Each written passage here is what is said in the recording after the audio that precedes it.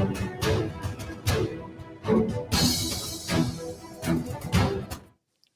ਸ਼੍ਰੀ ਅਕਾਲ। ਤੁਸੀਂ ਜੁੜੇ ਹੋਏ ਹੋ ਪੰਜਾਬੀ ਰੇਡੀਓ USA ਦੇ ਨਾਲ ਤੇ ਮੈਂ ਹਾਂ ਪ੍ਰਵੀਨ ਸ਼ਰਮਾ ਲੈ ਕੇ ਹਾਜ਼ਰ ਹਾਂ ਪ੍ਰੋਗਰਾਮ ਖਬਰ ਤੇ ਨਜ਼ਰ।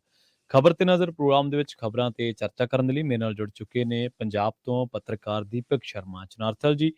ਉਹਨਾਂ ਦਾ ਸਵਾਗਤ ਕਰਦੇ ਹਾਂ ਪਹਿਲਾਂ ਤੇ ਫਿਰ ਕਰਦੇ ਹਾਂ ਖਬਰਾਂ ਤੇ ਚਰਚਾ।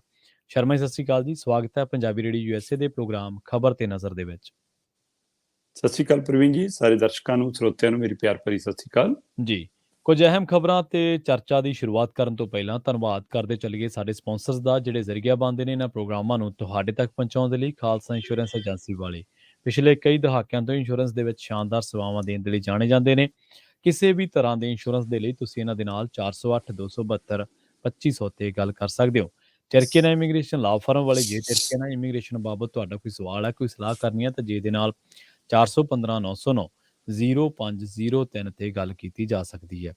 ਗੁਰਦੀਪ ਸਿੰਘ ਬਿਰਦੀ ਕਲੋਵਿਜ, ਸਤਨਾਮ ਸਿੰਘ ਸ਼ੇਰਗਿੱਲ ਸਿਲਮਾ, ਜਗਤਾਰ ਸਿੰਘ ਅਨੰਦਪੁਰੀ ਫਰੀਮੌਂਟ, ਚਰਨ ਸਿੰਘ ਬਦਵਾਲ, ਪਿਆਰਾ ਸਿੰਘ, ਰਾਹੁਲ ਗੁਰਪਾਲ ਗਿੱਲ ਸੈਕਰਾਮੈਂਟੋ, ਗੁਰਦੀਪ ਸਿੰਘ ਗਿੱਲ ਤੇ ਪਰਿਵਾਰ ਯੂਬਾ ਸਿਟੀ, ਮਨਦੀਪ ਸਿੰਘ, ਸਰਬਜੀਤ ਕੌਰ ਸੈਨ ਹੋਜ਼ੇ, ਮਨਜੀਤ ਸਿੰਘ ਸੈਨ ਹੋਜ਼ੇ, ਮੀਰੀ ਪੀਰੀ ਸੇਵਾ ਸੁਸਾਇਟੀ ਫ੍ਰੈਜ਼ਨੋ। ਤੇ ਖਬਰਾਂ ਦੇ ਵੱਲ ਚੱਲ ਗਏ ਸ਼ਰਮਾ ਜੀ, ਸ਼ੁਰੂਆਤ ਕਰੀਏ ਬੀਬੀ ਜਗੀਰ ਕੌਰ ਤੋਂ। ਕੋਈ ਸਮਾਂ ਸੀ ਜਦੋਂ ਕਹਿੰਦੇ ਜਥੇਦਾਰ ਟੌੜਾ ਜੀ ਨੂੰ ਵੀ ਬਾਹਰ ਦਾ ਰਸਤਾ ਵਿਖਾ ਦਿੱਤਾ ਗਿਆ ਸੀ। ਉਹਨਾਂ ਦੇ ਨਾਲ ਵੀ ਦੱਸਦੇ ਮਤਭੇਦ ਸੀਗੇ, ਅਕਾਲੀ ਦਲ ਦੇ ਨਹੀਂ ਬਾਦਲ ਪਰਿਵਾਰ ਦੇ। ਹੁਣ ਸਵਾਲ ਇਹ ਖੜਾ ਹੋਊਗਾ ਸ਼ਰਮਾ ਜੀ ਕਿ ਅਕਾਲੀਆਂ ਨੇ ਤਾਂ ਬੀਬੀ ਨੂੰ ਘਰੋਂ ਕੱਢ ਦਿੱਤਾ ਹੈ, ਹੁਣ ਬੀਬੀ ਕਿਹੜੇ ਘਰ ਜਾਊਗੀ? ਬਿਲਕੁਲ ਪ੍ਰਵੀਨ ਜੀ, ਇਹ ਵੱਡਾ ਸਵਾਲ ਹੈ ਜੀ, ਔਰ ਇਸ ਸਵਾਲ ਦਾ ਜਵਾਬ ਤੁਹਾਨੂੰ 9 ਤਰੀਕ ਦੇ ਆਮ ਇਜਲਾਸ ਤੋਂ ਬਾਅਦ ਮਿਲਣਾ ਜੀ। ਕਿਉਂਕਿ ਪਹਿਲਾਂ ਬੀਬੀ ਨੇ ਪ੍ਰਧਾਨਗੀ ਦੀ ਚੋਣ ਲੜਨੀ ਹੈ ਆਪਣੇ ਆਪ ਨੂੰ ਪੰਥਕ ਲੀਡਰ ਦੱਸ ਕੇ। ਬਾਅਦ ਚੋਂ ਤੈਅ ਕਰਨਾ ਬੀਬੀ ਨੇ ਕਿ ਪੂਰੀ ਤਰ੍ਹਾਂ ਭਗਵਾਕਰਨ ਕਰਨਾ ਆਪਣਾ ਜੀ, ਜਾਂ ਦਿਖਾਵੇ ਲਈ ਪੰਥਕ ਚੋਲਾ ਪਾਈ ਰੱਖਣਾ ਪਰ ਅੰਦਰੋਂ ਭਗਵਾਕਰਨ ਹੋ ਜਾਣਾ। ਕਿਉਂਕਿ ਇਸ ਮੌਕੇ ਢੀਂਡਸੇ ਹੋਰੀ, ਕਾਲਕਾ ਹੋਰੀ, ਦਿੱਲੀ ਦੀ ਗੁਰਦੁਆਰਾ ਪ੍ਰਬੰਧਕ ਕਮੇਟੀ, ਜੀ, ਹਰਿਆਣਾ ਦੀ ਗੁਰਦੁਆਰਾ ਪ੍ਰਬੰਧਕ ਕਮੇਟੀ, ਉਹ ਕਹਿਣ ਨੂੰ ਅਜੇ ਵੀ ਮਤਲਬ ਕਿ ਖੁਦ ਮੁਖਤਿਆਰੀ ਆ, ਤੇ ਪਰ ਉਹਨਾਂ ਦੀ ਮੁਖਤਿਆਰੀ ਕਿਹਨਾਂ ਦੇ ਹੱਥ ਆ ਸਾਰਿਆਂ ਨੂੰ ਪਤਾ। ਢੀਂਡਸਾ ਧੜਾ ਇਹਦੀ ਵੱਡੀ ਉਦਾਹਰਨ ਆ। ਸੋ ਇਸ ਲਈ ਇਹ ਸਾਰੇ ਪਹਿਲੂ ਸਾਡੇ ਸਾਹਮਣੇ ਨੇ। ਹੁਣ ਇਸ ਲਈ ਬੀਬੀ ਜਗੀਰ ਕੌਰ 9 ਤਰੀਕ ਤੋਂ ਬਾਅਦ ਤੈਅ ਕਰੇਗੀ ਕਿਹੜੇ ਘਰ ਜਾਣਾ। ਹਾਂ, ਅਕਾਲੀਆਂ ਦੇ ਘਰੋਂ ਤਾਂ ਨਹੀਂ ਕਹਿੰਦੀ ਮੈਂ ਨਿਕਲੀ, ਪਰ ਬਾਦਲਾਂ ਨੇ ਮੈਨੂੰ ਘਰੋਂ ਕੱਢਿਆ ਜੀ। ਬੀਬੀ ਜਗੀਰ ਕੌਰ ਇਹ ਵੀ ਕਹਿੰਦੀ ਹੈ ਕਿ ਬਾਦਲ ਹੁੰਦੇ ਕੌਣ ਨੇ ਮੈਨੂੰ ਅਕਾਲੀ ਦਲ ਚੋਂ ਕੱਢਣ ਵਾਲੇ, ਜਿਨ੍ਹਾਂ ਨੂੰ ਖੁਦ ਕਹਿੰਦੀ ਲੋਕਾਂ ਨੇ ਨਕਾਰਤਾ, ਜਿਨ੍ਹਾਂ ਨੂੰ ਲੋਕ ਮੂੰਹ ਨਹੀਂ ਲਾਉਂਦੇ, ਜਿਹੜੇ ਹੁਣ ਕਹਿੰਦੇ ਨੇ ਕਿ ਅਸੀਂ ਪਾਰਟੀ ਦੇ ਧੱਕੇ ਨਾਲ ਕਬਜ਼ਾ ਕਰੀ ਬੈਠੇ ਹਾਂ, ਉਹ ਮੈਨੂੰ ਕਿਵੇਂ ਕੱਢ ਲੈਣਗੇ ਕਹਿੰਦੀ ਪਾਰਟੀ ਚੋਂ। ਪਰ ਇੱਕ ਗੱਲ ਹੈ ਪ੍ਰਵੀਨ ਜੀ, ਸ਼੍ਰੋਮਣੀ ਕਮੇਟੀ ਦੇ ਮੈਂਬਰ ਮੁੜ ਕੇ ਬਾਲਾਸਰ ਨੂੰ ਯਾਦ ਕਰਨ ਲੱਗੇ ਨੇ। ਸਹੀ ਹੈ, ਬਿਲਕੁਲ ਸਹੀ ਹੈ ਜੀ। 2002 ਦੇ ਵਿੱਚ ਮਤਲਬ ਕਿ 1998 ਦੇ ਵਿੱਚ ਹੀ ਥੋੜਾ ਜਿਹਾ ਮਨਮੁਟਾਵ ਸ਼ੁਰੂ ਹੋ ਗਿਆ ਸੀ, ਤੇ 1999 ਚੜ੍ਹਦਿਆਂ ਹੀ 300 ਸਾਲਾ ਸੀ ਜਦੋਂ ਜੱਥਾ ਗੁਰਚਰਨ ਸਿੰਘ ਟੌੜਾ ਹੋਰਾਂ ਨੂੰ ਵੱਖ ਕੀਤਾ ਗਿਆ। ਉਹਨਾਂ ਨੇ ਵੱਖਰੀ ਸਟੇਜ ਲਾਈ ਉੱਥੇ 300 ਸਾਲਾਂ ਦੇ ਉੱਤੇ ਅਨੰਦਪੁਰ ਸਾਹਿਬ ਤੇ ਉਹ ਤੋਂ ਬਾਅਦ ਫਿਰ ਮਤਲਬ ਕਿ ਇਸ ਹੱਦ ਤੱਕ ਆ ਗਈ ਸਥਿਤੀ ਕਿ ਹੁਣ ਭਾਈ ਇਹਨਾਂ ਤੋਂ ਪ੍ਰਧਾਨਗੀ ਵਾਪਸ ਲੈ ਲਓ। ਪਰ ਜਦੋਂ ਅਗਲੀ ਵਾਰ ਪ੍ਰਧਾਨਗੀ ਦੀ ਚੋਣ ਆਈ ਤਾਂ ਜੱਥਾ ਗੁਰਚਰਨ ਸਿੰਘ ਟੌੜਾ ਦੇ ਨਾਲ ਕੈਪਟਨ ਅਮਰਿੰਦਰ ਆ ਖਲੋਤੇ, ਤੇ ਅਮਰਿੰਦਰ ਦਾ ਨਾਂ ਨਾਲ ਟੌੜਾ ਨੂੰ ਲੱਗਿਆ ਕਿ ਸ਼ਾਇਦ ਮੈਂ ਜਿੱਤ ਜਾਵਾਂਗਾ। ਪਰ ਤਾਂ ਵੀ ਬਾਦਲਾਂ ਦਾ ਦਬਦਬਾ ਉਸ ਸਮੇਂ ਇੰਨਾ ਸੀ ਕਿ ਜੱਥਾ ਗੁਰਚਰਨ ਸਿੰਘ ਟੌੜਾ ਆਪਣੀ ਦਿੱਖ ਦੇ ਬਾਵਜੂਦ, ਆਪਣੀ ਛਵੀ ਦੇ ਬਾਵਜੂਦ, ਆਪਣੀ ਦਿਆਨਦਾਰੀ ਦੇ ਬਾਵਜੂਦ ਉਹ ਚੋਣ ਨਹੀਂ ਜਿੱਤ ਸਕੇ। ਪਰ ਬਾਦਲਾਂ ਨੂੰ ਚੈਲੰਜ ਕੀਤਾ ਸੀ। ਪਰ ਉਸ ਸਮੇਂ 2002 ਦੇ ਵਿੱਚ ਜਦੋਂ ਇਹ ਚੋਣ ਸੀ ਤਦ ਚੌਟਾਲਿਆਂ ਦਾ ਬਾਲਾਸਰ ਫਾਰਮ ਹਾਊਸ ਖੂਬ ਚਰਚਾ 'ਚ ਆਇਆ। ਇੱਥੇ ਮੈਂਬਰ ਲਿਜਾਏ ਗਏ 100 ਦੇ ਕਰੀਬ ਜੀ, ਤੇ 100 ਦੇ ਕਰੀਬ ਮੈਂਬਰਾਂ ਜਦੋਂ ਉੱਥੇ ਰੱਖਿਆ ਗਿਆ ਤਾਂ ਉਹਨਾਂ ਦੀ ਧੁੱਪ ਦਾ ਪ੍ਰਬੰਧ, ਕਿਉਂਕਿ ਆਹੀ ਦਿਨ ਸੀ, ਇਹੀ ਦਿਨ ਸੀ, ਤੇ ਉਹਨਾਂ ਲਈ ਸਾਗ ਵੀ, ਉਹਨਾਂ ਲਈ ਗਰਮ ਜਲੇਬੀਆਂ ਵੀ, ਉਹਨਾਂ ਲਈ ਉੱਥੇ ਗਜਰੇਲਾ ਵੀ, ਤੇ ਸਾਰੇ ਬੜੇ ਤਕੜੇ ਪ੍ਰਬੰਧ ਕੀਤੇ ਗਏ। ਉਹਨਾਂ ਦੀ ਸੇਵਾ ਪਾਣੀ ਖੂਬ ਹੋਈ, ਮਾਲਸ਼ਾਲੇ ਵੀ ਭੇਜੇ ਉੱਥੇ। ਤੇ ਅਚਾਨਕ ਇੱਕ ਬੰਦਾ ਉੱਥੋਂ, ਇੱਕ ਮੈਂਬਰ ਉੱਥੋਂ ਖਿਸਕ ਕੇ ਆਇਆ ਸੀ ਪ੍ਰਵੀਨ ਜੀ। ਤੇ ਉਹ ਮੈਂਬਰ ਜਦੋਂ ਖਿਸਕ ਆਇਆ ਤਾਂ ਉਹਦੀ ਘਰ ਵਾਲੀ ਨੂੰ ਵੀ ਬਾਦਲ ਸਾਹਿਬ ਫੋਨ ਕਰਦੇ ਰਹੇ, ਬੀਬਾ ਜੀ ਗੱਲ ਕਰਾ ਦਿਓ, ਤੇ ਉਹ ਕਹਿੰਦੇ ਜੀ ਹੈ ਨਹੀਂ ਜੀ, ਉਹ ਤਾਂ ਸਾਨੂੰ ਪਤਾ ਨਹੀਂ ਜੀ। ਪਰ ਇਸ ਤਰ੍ਹਾਂ ਉੱਥੇ ਜਦੋਂ ਸੇਵਾ ਹੁੰਦੀ ਸੀ ਤਦ ਉਹ ਸੇਵਾ ਮੁੜ ਕੇ ਨਹੀਂ ਕਦੇ ਹੋਈ, ਕਿਉਂਕਿ ਮੁੜ ਕੇ ਬਾਦਲ ਇੰਨੇ ਹਾਵੀ ਹੋ ਗਏ ਕਿ ਮੈਂਬਰਾਂ ਨੂੰ ਪੁੱਛਿਆ ਹੀ ਨਹੀਂ ਜਾਂਦਾ ਸੀ। ਲਿਫਾਫਾ ਜਾਂਦਾ ਸੀ, ਲਿਫਾਫੇ 'ਚੋਂ ਐਲਾਨ ਹੁੰਦਾ ਸੀ, ਤੇ ਉਹ ਤੋਂ ਬਾਅਦ ਚੋਣ ਹੋ ਜਾਂਦੀ ਸੀ ਤੇ ਮੈਂਬਰ ਆਪਣੇ ਘਰੋਂ ਘਰੀ। ਬਾਦਲਾਂ ਤੋਂ ਬਾਹਰ ਜਾਣ ਦੀ ਕਿਸੇ ਦੀ ਹਿੰਮਤ ਹੀ ਨਹੀਂ ਪੈਂਦੀ ਸੀ। ਹੁਣ ਬੀਬੀ ਜਗੀਰ ਕੌਰ ਨੂੰ ਬਾਗੀ ਕਹੋ ਬੀਬੀ ਜਗੀਰ ਕੌਰ ਨੂੰ ਮਤਲਬੀ ਕਹੋ, ਬੀਬੀ ਜਗੀਰ ਕੌਰ ਨੂੰ ਲਾਲਸਾਈ ਕਹੋ, ਬੀਬੀ ਜਗੀਰ ਕੌਰ ਨੂੰ ਭਾਜਪਾ ਦੇ ਆਸ਼ੀਰਵਾਦ ਨਾਲ ਚੋਣ ਲੜਨ ਦੀ ਕੋਸ਼ਿਸ਼ ਕਹੋ, ਪਰ ਬੀਬੀ ਨੇ ਬਾਦਲਾਂ ਦਾ ਲਿਫਾਫਾ ਫੜਵਾਤਾ। ਬਾਦਲਾਂ ਨੂੰ ਲਿਫਾਫਾ ਤਾਂ ਫਾੜਨਾ ਪਿਆ, ਉਮੀਦਵਾਰ ਐਲਾਨਣਾ ਪਿਆ। ਇਹ ਇੱਕ ਤਾਂ ਹੈ। ਦੂਸਰਾ, ਪਹਿਲੀ ਵਾਰ ਆ ਸ਼ਾਇਦ ਕਿ ਕਿਸੇ ਉਮੀਦਵਾਰ ਨੇ ਜਾਂ ਪ੍ਰਧਾਨਗੀ ਦੇ ਇੱਛਕ ਬੰਦੇ ਨੇ ਏਜੰਡਾ ਐਲਾਨਿਆ ਹੋਵੇ। ਸੋ ਬੀਬੀ ਜਗੀਰ ਕੌਰ ਏਜੰਡਾ ਲੈ ਕੇ ਆਈ। ਏਜੰਡਾ ਵੀ ਉਹ ਜਿਹਨੂੰ ਕਦੇ ਆਪ ਵੀ ਕਦੇ ਕੋਸ਼ਿਸ਼ ਨਹੀਂ ਕੀਤੀ। 4 ਵਾਰ ਪ੍ਰਧਾਨ ਰਹੀ ਬੀਬੀ ਜਗੀਰ ਕੌਰ।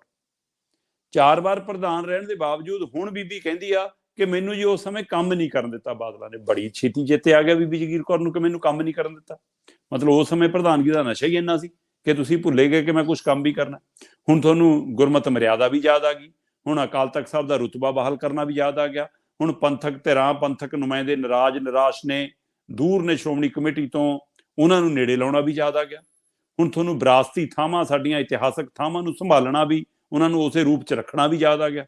ਸੋ ਬੀਬੀ ਜਗੀਰ ਕੌਰ ਦੇ ਏਜੰਡੇ 'ਚ ਇਹ ਸਾਰਾ ਕੁਛ ਹੈਗਾ ਜੀ। ਪਰ ਦੂਸਰੇ ਪਾਸੇ ਜਿਹੜੇ ਆਪਾਂ ਫਾਰਮ ਹਾਊਸ ਦੀ ਗੱਲ ਕਰਦੇ ਹਾਂ, ਬਾਲਾਸਰ ਵਾਲੀ, ਉਸ ਹਵਾਲੇ ਨਾਲ ਹੁਣ ਵਾਲੇ ਮੈਂਬਰ ਇਸ ਲਈ ਖੁਸ਼ ਨੇ ਪ੍ਰਵੀਨ ਜੀ ਕਿ ਦੁਬਾਰਾ ਸੁਖਬੀਰ ਬਾਦਲ ਨੇ ਘਰੇ ਬੁਲਾਇਆ ਸੀ। 30 ਦੇ ਕਰੀਬ ਮੈਂਬਰ ਮਾਲਵਾ ਖੇਤਰ ਨਾਲ ਸੰਬੰਧਤ ਜੀ, ਉਹ ਕਹਿੰਦੇ ਭਾਈ ਇੰਨੇ ਸਾਲ ਹੋ ਗਏ, ਬਾਦਲਾਂ ਦਾ ਰਾਜ ਵੀ ਰਿਹਾ। ਬਾਲਾਸਰ ਤੋਂ ਬਾਅਦ ਅਸੀਂ ਮੁੱਢਲੇ ਡਰਾਇੰਗ ਰੂਮ ਤੋਂ ਬਾਅਦ ਅੰਦਰਲੀ ਕੋਈ ਹਵੇਲੀ ਨਹੀਂ ਦੇਖੀ ਸੀ ਮੁੜ ਕੇ ਵੜ ਕੇ, ਜਦ ਤੋਂ ਨਵੀਂ ਉਹਦੀ ਨਵੀਨੀਕਰਨ ਹੋਇਆ ਲੰਬੀ ਚ ਬਾਦਲਾਂ ਦੀ ਕੋਠੀ ਦਾ। ਕਹਿੰਦੇ ਮੁੱਢਲੀ ਬੈਠਕ ਚੋਂ ਹੀ ਮੋੜ ਦਿੰਦੇ ਸੀ। ਤੇ ਕਹਿੰਦੇ ਐਕਤੀ ਪਹਿਲੀ ਵਾਰ ਹੋਇਆ ਕਿ ਸੁਖਬੀਰ ਬਾਦਲ ਗੇਟ ਤੋਂ ਲੈ ਕੇ ਗਿਆ ਅੰਦਰ। ਪਹਿਲਾਂ ਕਾਜੂਆਂ ਬਦਾਮਾਂ ਵਾਲੇ ਡੱਬੇ ਖੋਲੇ ਉਹਨਾਂ ਮੂਹਰੇ ਜੀ, ਤੇ ਫਿਰ ਕਹਿੰਦੇ ਉਹ ਕਾਜੂ ਕਤਲੀ ਵਾਲੀ ਬਰਫੀ ਵੀ ਚਾਹ ਨਾਲ ਰੱਖੀ, ਪਿੰਨੀਆਂ ਵੀ ਰੱਖੀਆਂ। ਹਾਂ, ਫਿਰ ਕਹਿੰਦੇ ਪਨੀਰ ਦੀ ਸਬਜ਼ੀ ਵੀ ਬਣਾ ਕੇ, ਕਹਿੰਦੇ ਅਸੀਂ ਕਿਹੜਾ ਆਪਣੇ ਘਰੇ ਖਾਂਦੇ ਨਹੀਂ ਇਹ ਸਾਰਾ ਕੁਝ ਖਾਂਦੇ ਆ ਹੁਣ। ਪਰ ਕਹਿੰਦੇ ਬਾਦਲਾਂ ਦੇ ਘਰੋਂ ਮਿਲਣਾ ਇਹ ਬੜੀ ਗੱਲ ਸੀ। ਹਾਂਜੀ, ਇਹ ਤਾਂ ਹੈ। ਸੋ ਇਸ ਲਈ ਸਾਗ ਮੱਕੀ ਦੀ ਰੋਟੀ ਤੇ ਨਾਲ ਕਹਿੰਦੇ ਨਾਨ ਤੇ ਨਾਲ ਕਹਿੰਦੇ ਕਿ ਪਨੀਰ ਦੀ ਸਬਜ਼ੀ, ਸਾਗ, ਸਾਰਾ ਕੁਝ, ਚੰਗੀ ਸੇਵਾ ਹੋਈ ਉਹਨਾਂ 30 ਮੈਂਬਰਾਂ ਦੀ। ਸੋ ਕਹਿੰਦੇ ਕਿ ਲੱਤਾਂ ਘੁੱਟਣਾ ਹੀ ਬਾਕੀ ਰਹਿ ਗਿਆ ਸੀ, ਬਾਕੀ ਸਾਰਾ ਕੁਝ ਬਾਲਾਸਰ ਫਾਰਮ ਵਾਲਾ ਹੀ ਸੀ। ਠੀਕ ਹੈ। ਤੇ ਉਸੇ ਤਰ੍ਹਾਂ ਦੀ ਸੇਵਾ ਹੋਈ। ਇਹਦਾ ਮਤਲਬ ਅਕਾਲੀ ਦਲ ਹਿੱਲਤਾ ਗਿਆ ਨਾ। ਜੀ। ਬੀਬੀ ਜਗੀਰ ਕੌਰ ਇਹਨਾਂ ਦੇ ਸਾਰੇ ਨੁਕਤੇ ਜਾਣਦੀ ਆ, ਸਾਰੇ ਫਾਰਮੂਲੇ ਜਾਣਦੀ ਆ। ਆਪਾਂ ਪ੍ਰਵੀਨ ਜੀ ਇਸੇ ਪ੍ਰੋਗਰਾਮ ਦੇ ਵਿੱਚ ਸਭ ਤੋਂ ਪਹਿਲਾਂ ਜਦੋਂ ਅਜੇ ਇਜਲਾਸ ਦਾ ਜ਼ਿਕਰ ਨਹੀਂ ਸੀ, ਅਜੇ ਪ੍ਰਧਾਨਗੀ ਦੀ ਚੋਣ ਦਾ ਜ਼ਿਕਰ ਨਹੀਂ ਸੀ, ਅਜੇ ਤਿੱਥ ਤਰੀਕ ਕੋਈ ਤੈਅ ਨਹੀਂ ਸੀ, ਆਪਾਂ ਤਦੇ ਚਰਚਾ ਕਰ ਰਹੇ ਸੀ ਕਿ ਬੀਬੀ ਜਗੀਰ ਕੌਰ ਐਕਤੀ ਚੋਣ ਲੜੂਗੀ। ਜੀ ਬਿਲਕੁਲ। ਔਰ ਉਹ ਬੀਬੀ ਜਗੀਰ ਕੌਰ ਹੁਣ ਮੈਦਾਨ 'ਚ ਨਿੱਤਰੀ ਤੇ ਉਸ ਮੈਦਾਨ 'ਚ ਨਿੱਤਰਨ ਤੋਂ ਬਾਅਦ ਬਾਦਲ ਘਰਾਂ ਤੋਂ ਬਾਹਰ ਨਿਕਲੇ। ਹਾਂਜੀ, ਕੱਲੇ ਮੈਂਬਰ ਨਾਲ ਸੰਪਰਕ ਸਾਧਣਾ, ਫੋਨ ਕਰਨਾ, ਜਾਣਾ ਆਉਣਾ। ਤੇ ਆਖਰ ਇਹ ਸਭ ਦੇ ਵਿੱਚ ਜਦੋਂ ਬੀਬੀ ਜਗੀਰ ਕੌਰ ਨਹੀਂ ਪਿੱਛਾ ਹਟੀ, 2 ਵਾਰ ਸੁਖਬੀਰ ਨਾਲ ਮੁਲਾਕਾਤ, 2-3 ਗੈਰ ਰਸਮੀ, 1-2 ਰਸਮੀ, ਤੇ ਉਹ ਤੋਂ ਬਾਅਦ ਐਲਾਨ ਹੋ ਗਿਆ। ਤੇ ਹੁਣ ਬੀਬੀ ਨੂੰ ਸਸਪੈਂਡ ਕਰਕੇ ਕਾਰਨ ਦੱਸੋ ਨੋਟਿਸ ਜਾਰੀ ਹੋ ਗਿਆ ਜੀ। ਬੀਬੀ ਕਹਿੰਦੀ ਸਸਪੈਂਡ ਪਹਿਲਾਂ ਕਰੀਦਾ ਕਿ ਕਾਰਨ ਦੱਸੋ ਨੋਟਿਸ ਪਹਿਲਾਂ ਭੇਜੀਦਾ। ਪਹਿਲਾਂ ਕਹਿੰਦੀ ਮੈਨੂੰ ਕਾਰਨ ਦੱਸੋ। ਬੀਬੀ ਨੇ ਉਹ ਸਸਪੈਂਡ ਦੇ ਨਾਲ ਕਾਰਨ ਦੱਸੋ ਆਏ ਨੋਟਿਸ ਦਾ ਜਵਾਬ ਨਹੀਂ ਲਿਖਿਆ, ਸਵਾਲ ਹੀ ਸਵਾਲ ਲਿਖੇ। ਉਸ ਦੇ ਵਿੱਚ ਕੋਈ ਵੀ ਜਵਾਬ ਨਹੀਂ ਸੀ, ਸਾਰੇ ਸਵਾਲ ਹੀ ਸਵਾਲ ਸੀ। ਪ੍ਰਵੀਨ ਜੀ ਆਵਾਜ਼ ਆ ਰਹੀ ਹੈ? ਹੈਲੋ, ਹਾਂਜੀ ਸ਼ਰਮਾ ਜੀ, ਤੁਹਾਡੀ ਆਵਾਜ਼ ਆ ਰਹੀ ਹੈ। ਹਾਂਜੀ। ਤੇ ਪ੍ਰਵੀਨ ਜੀ ਉਹਦੇ ਵਿੱਚ ਕੋਈ ਵੀ ਜਵਾਬ ਨਹੀਂ ਲਿਖਿਆ, ਬੀਬੀ ਨੇ ਸਵਾਲ ਹੀ ਸਵਾਲ ਲਿਖੇ। ਪਹਿਲਾ ਸਵਾਲ ਤਾਂ ਇਹ ਲਿਖਿਆ, ਕਹਿੰਦੀ ਕਿ ਜੀ ਸਸਪੈਂਡ ਪਹਿਲਾਂ ਕਰਨਾ ਸੀ ਕਿ ਪਹਿਲਾਂ ਕਾਰਨ ਦੱਸੋ ਨੋਟਿਸ ਭੇਜਣਾ ਸੀ। ਠੀਕ ਹੈ। ਤੇ ਦੂਜਾ ਉਹ ਕਹਿੰਦੀ ਮੈਨੂੰ ਐਂ ਦੱਸ ਦਿਓ ਕਿ ਜਦੋਂ ਆਪਾਂ ਜਥੇਬੰਦਕ ਢਾਂਚਾ ਹੀ ਭੰਗ ਕਰ ਲਿਆ, ਫਿਰ ਆ ਅਨੁਸ਼ਾਸਨੀ ਕਮੇਟੀ ਕਿੱਥੋਂ ਬਣ ਗਈ?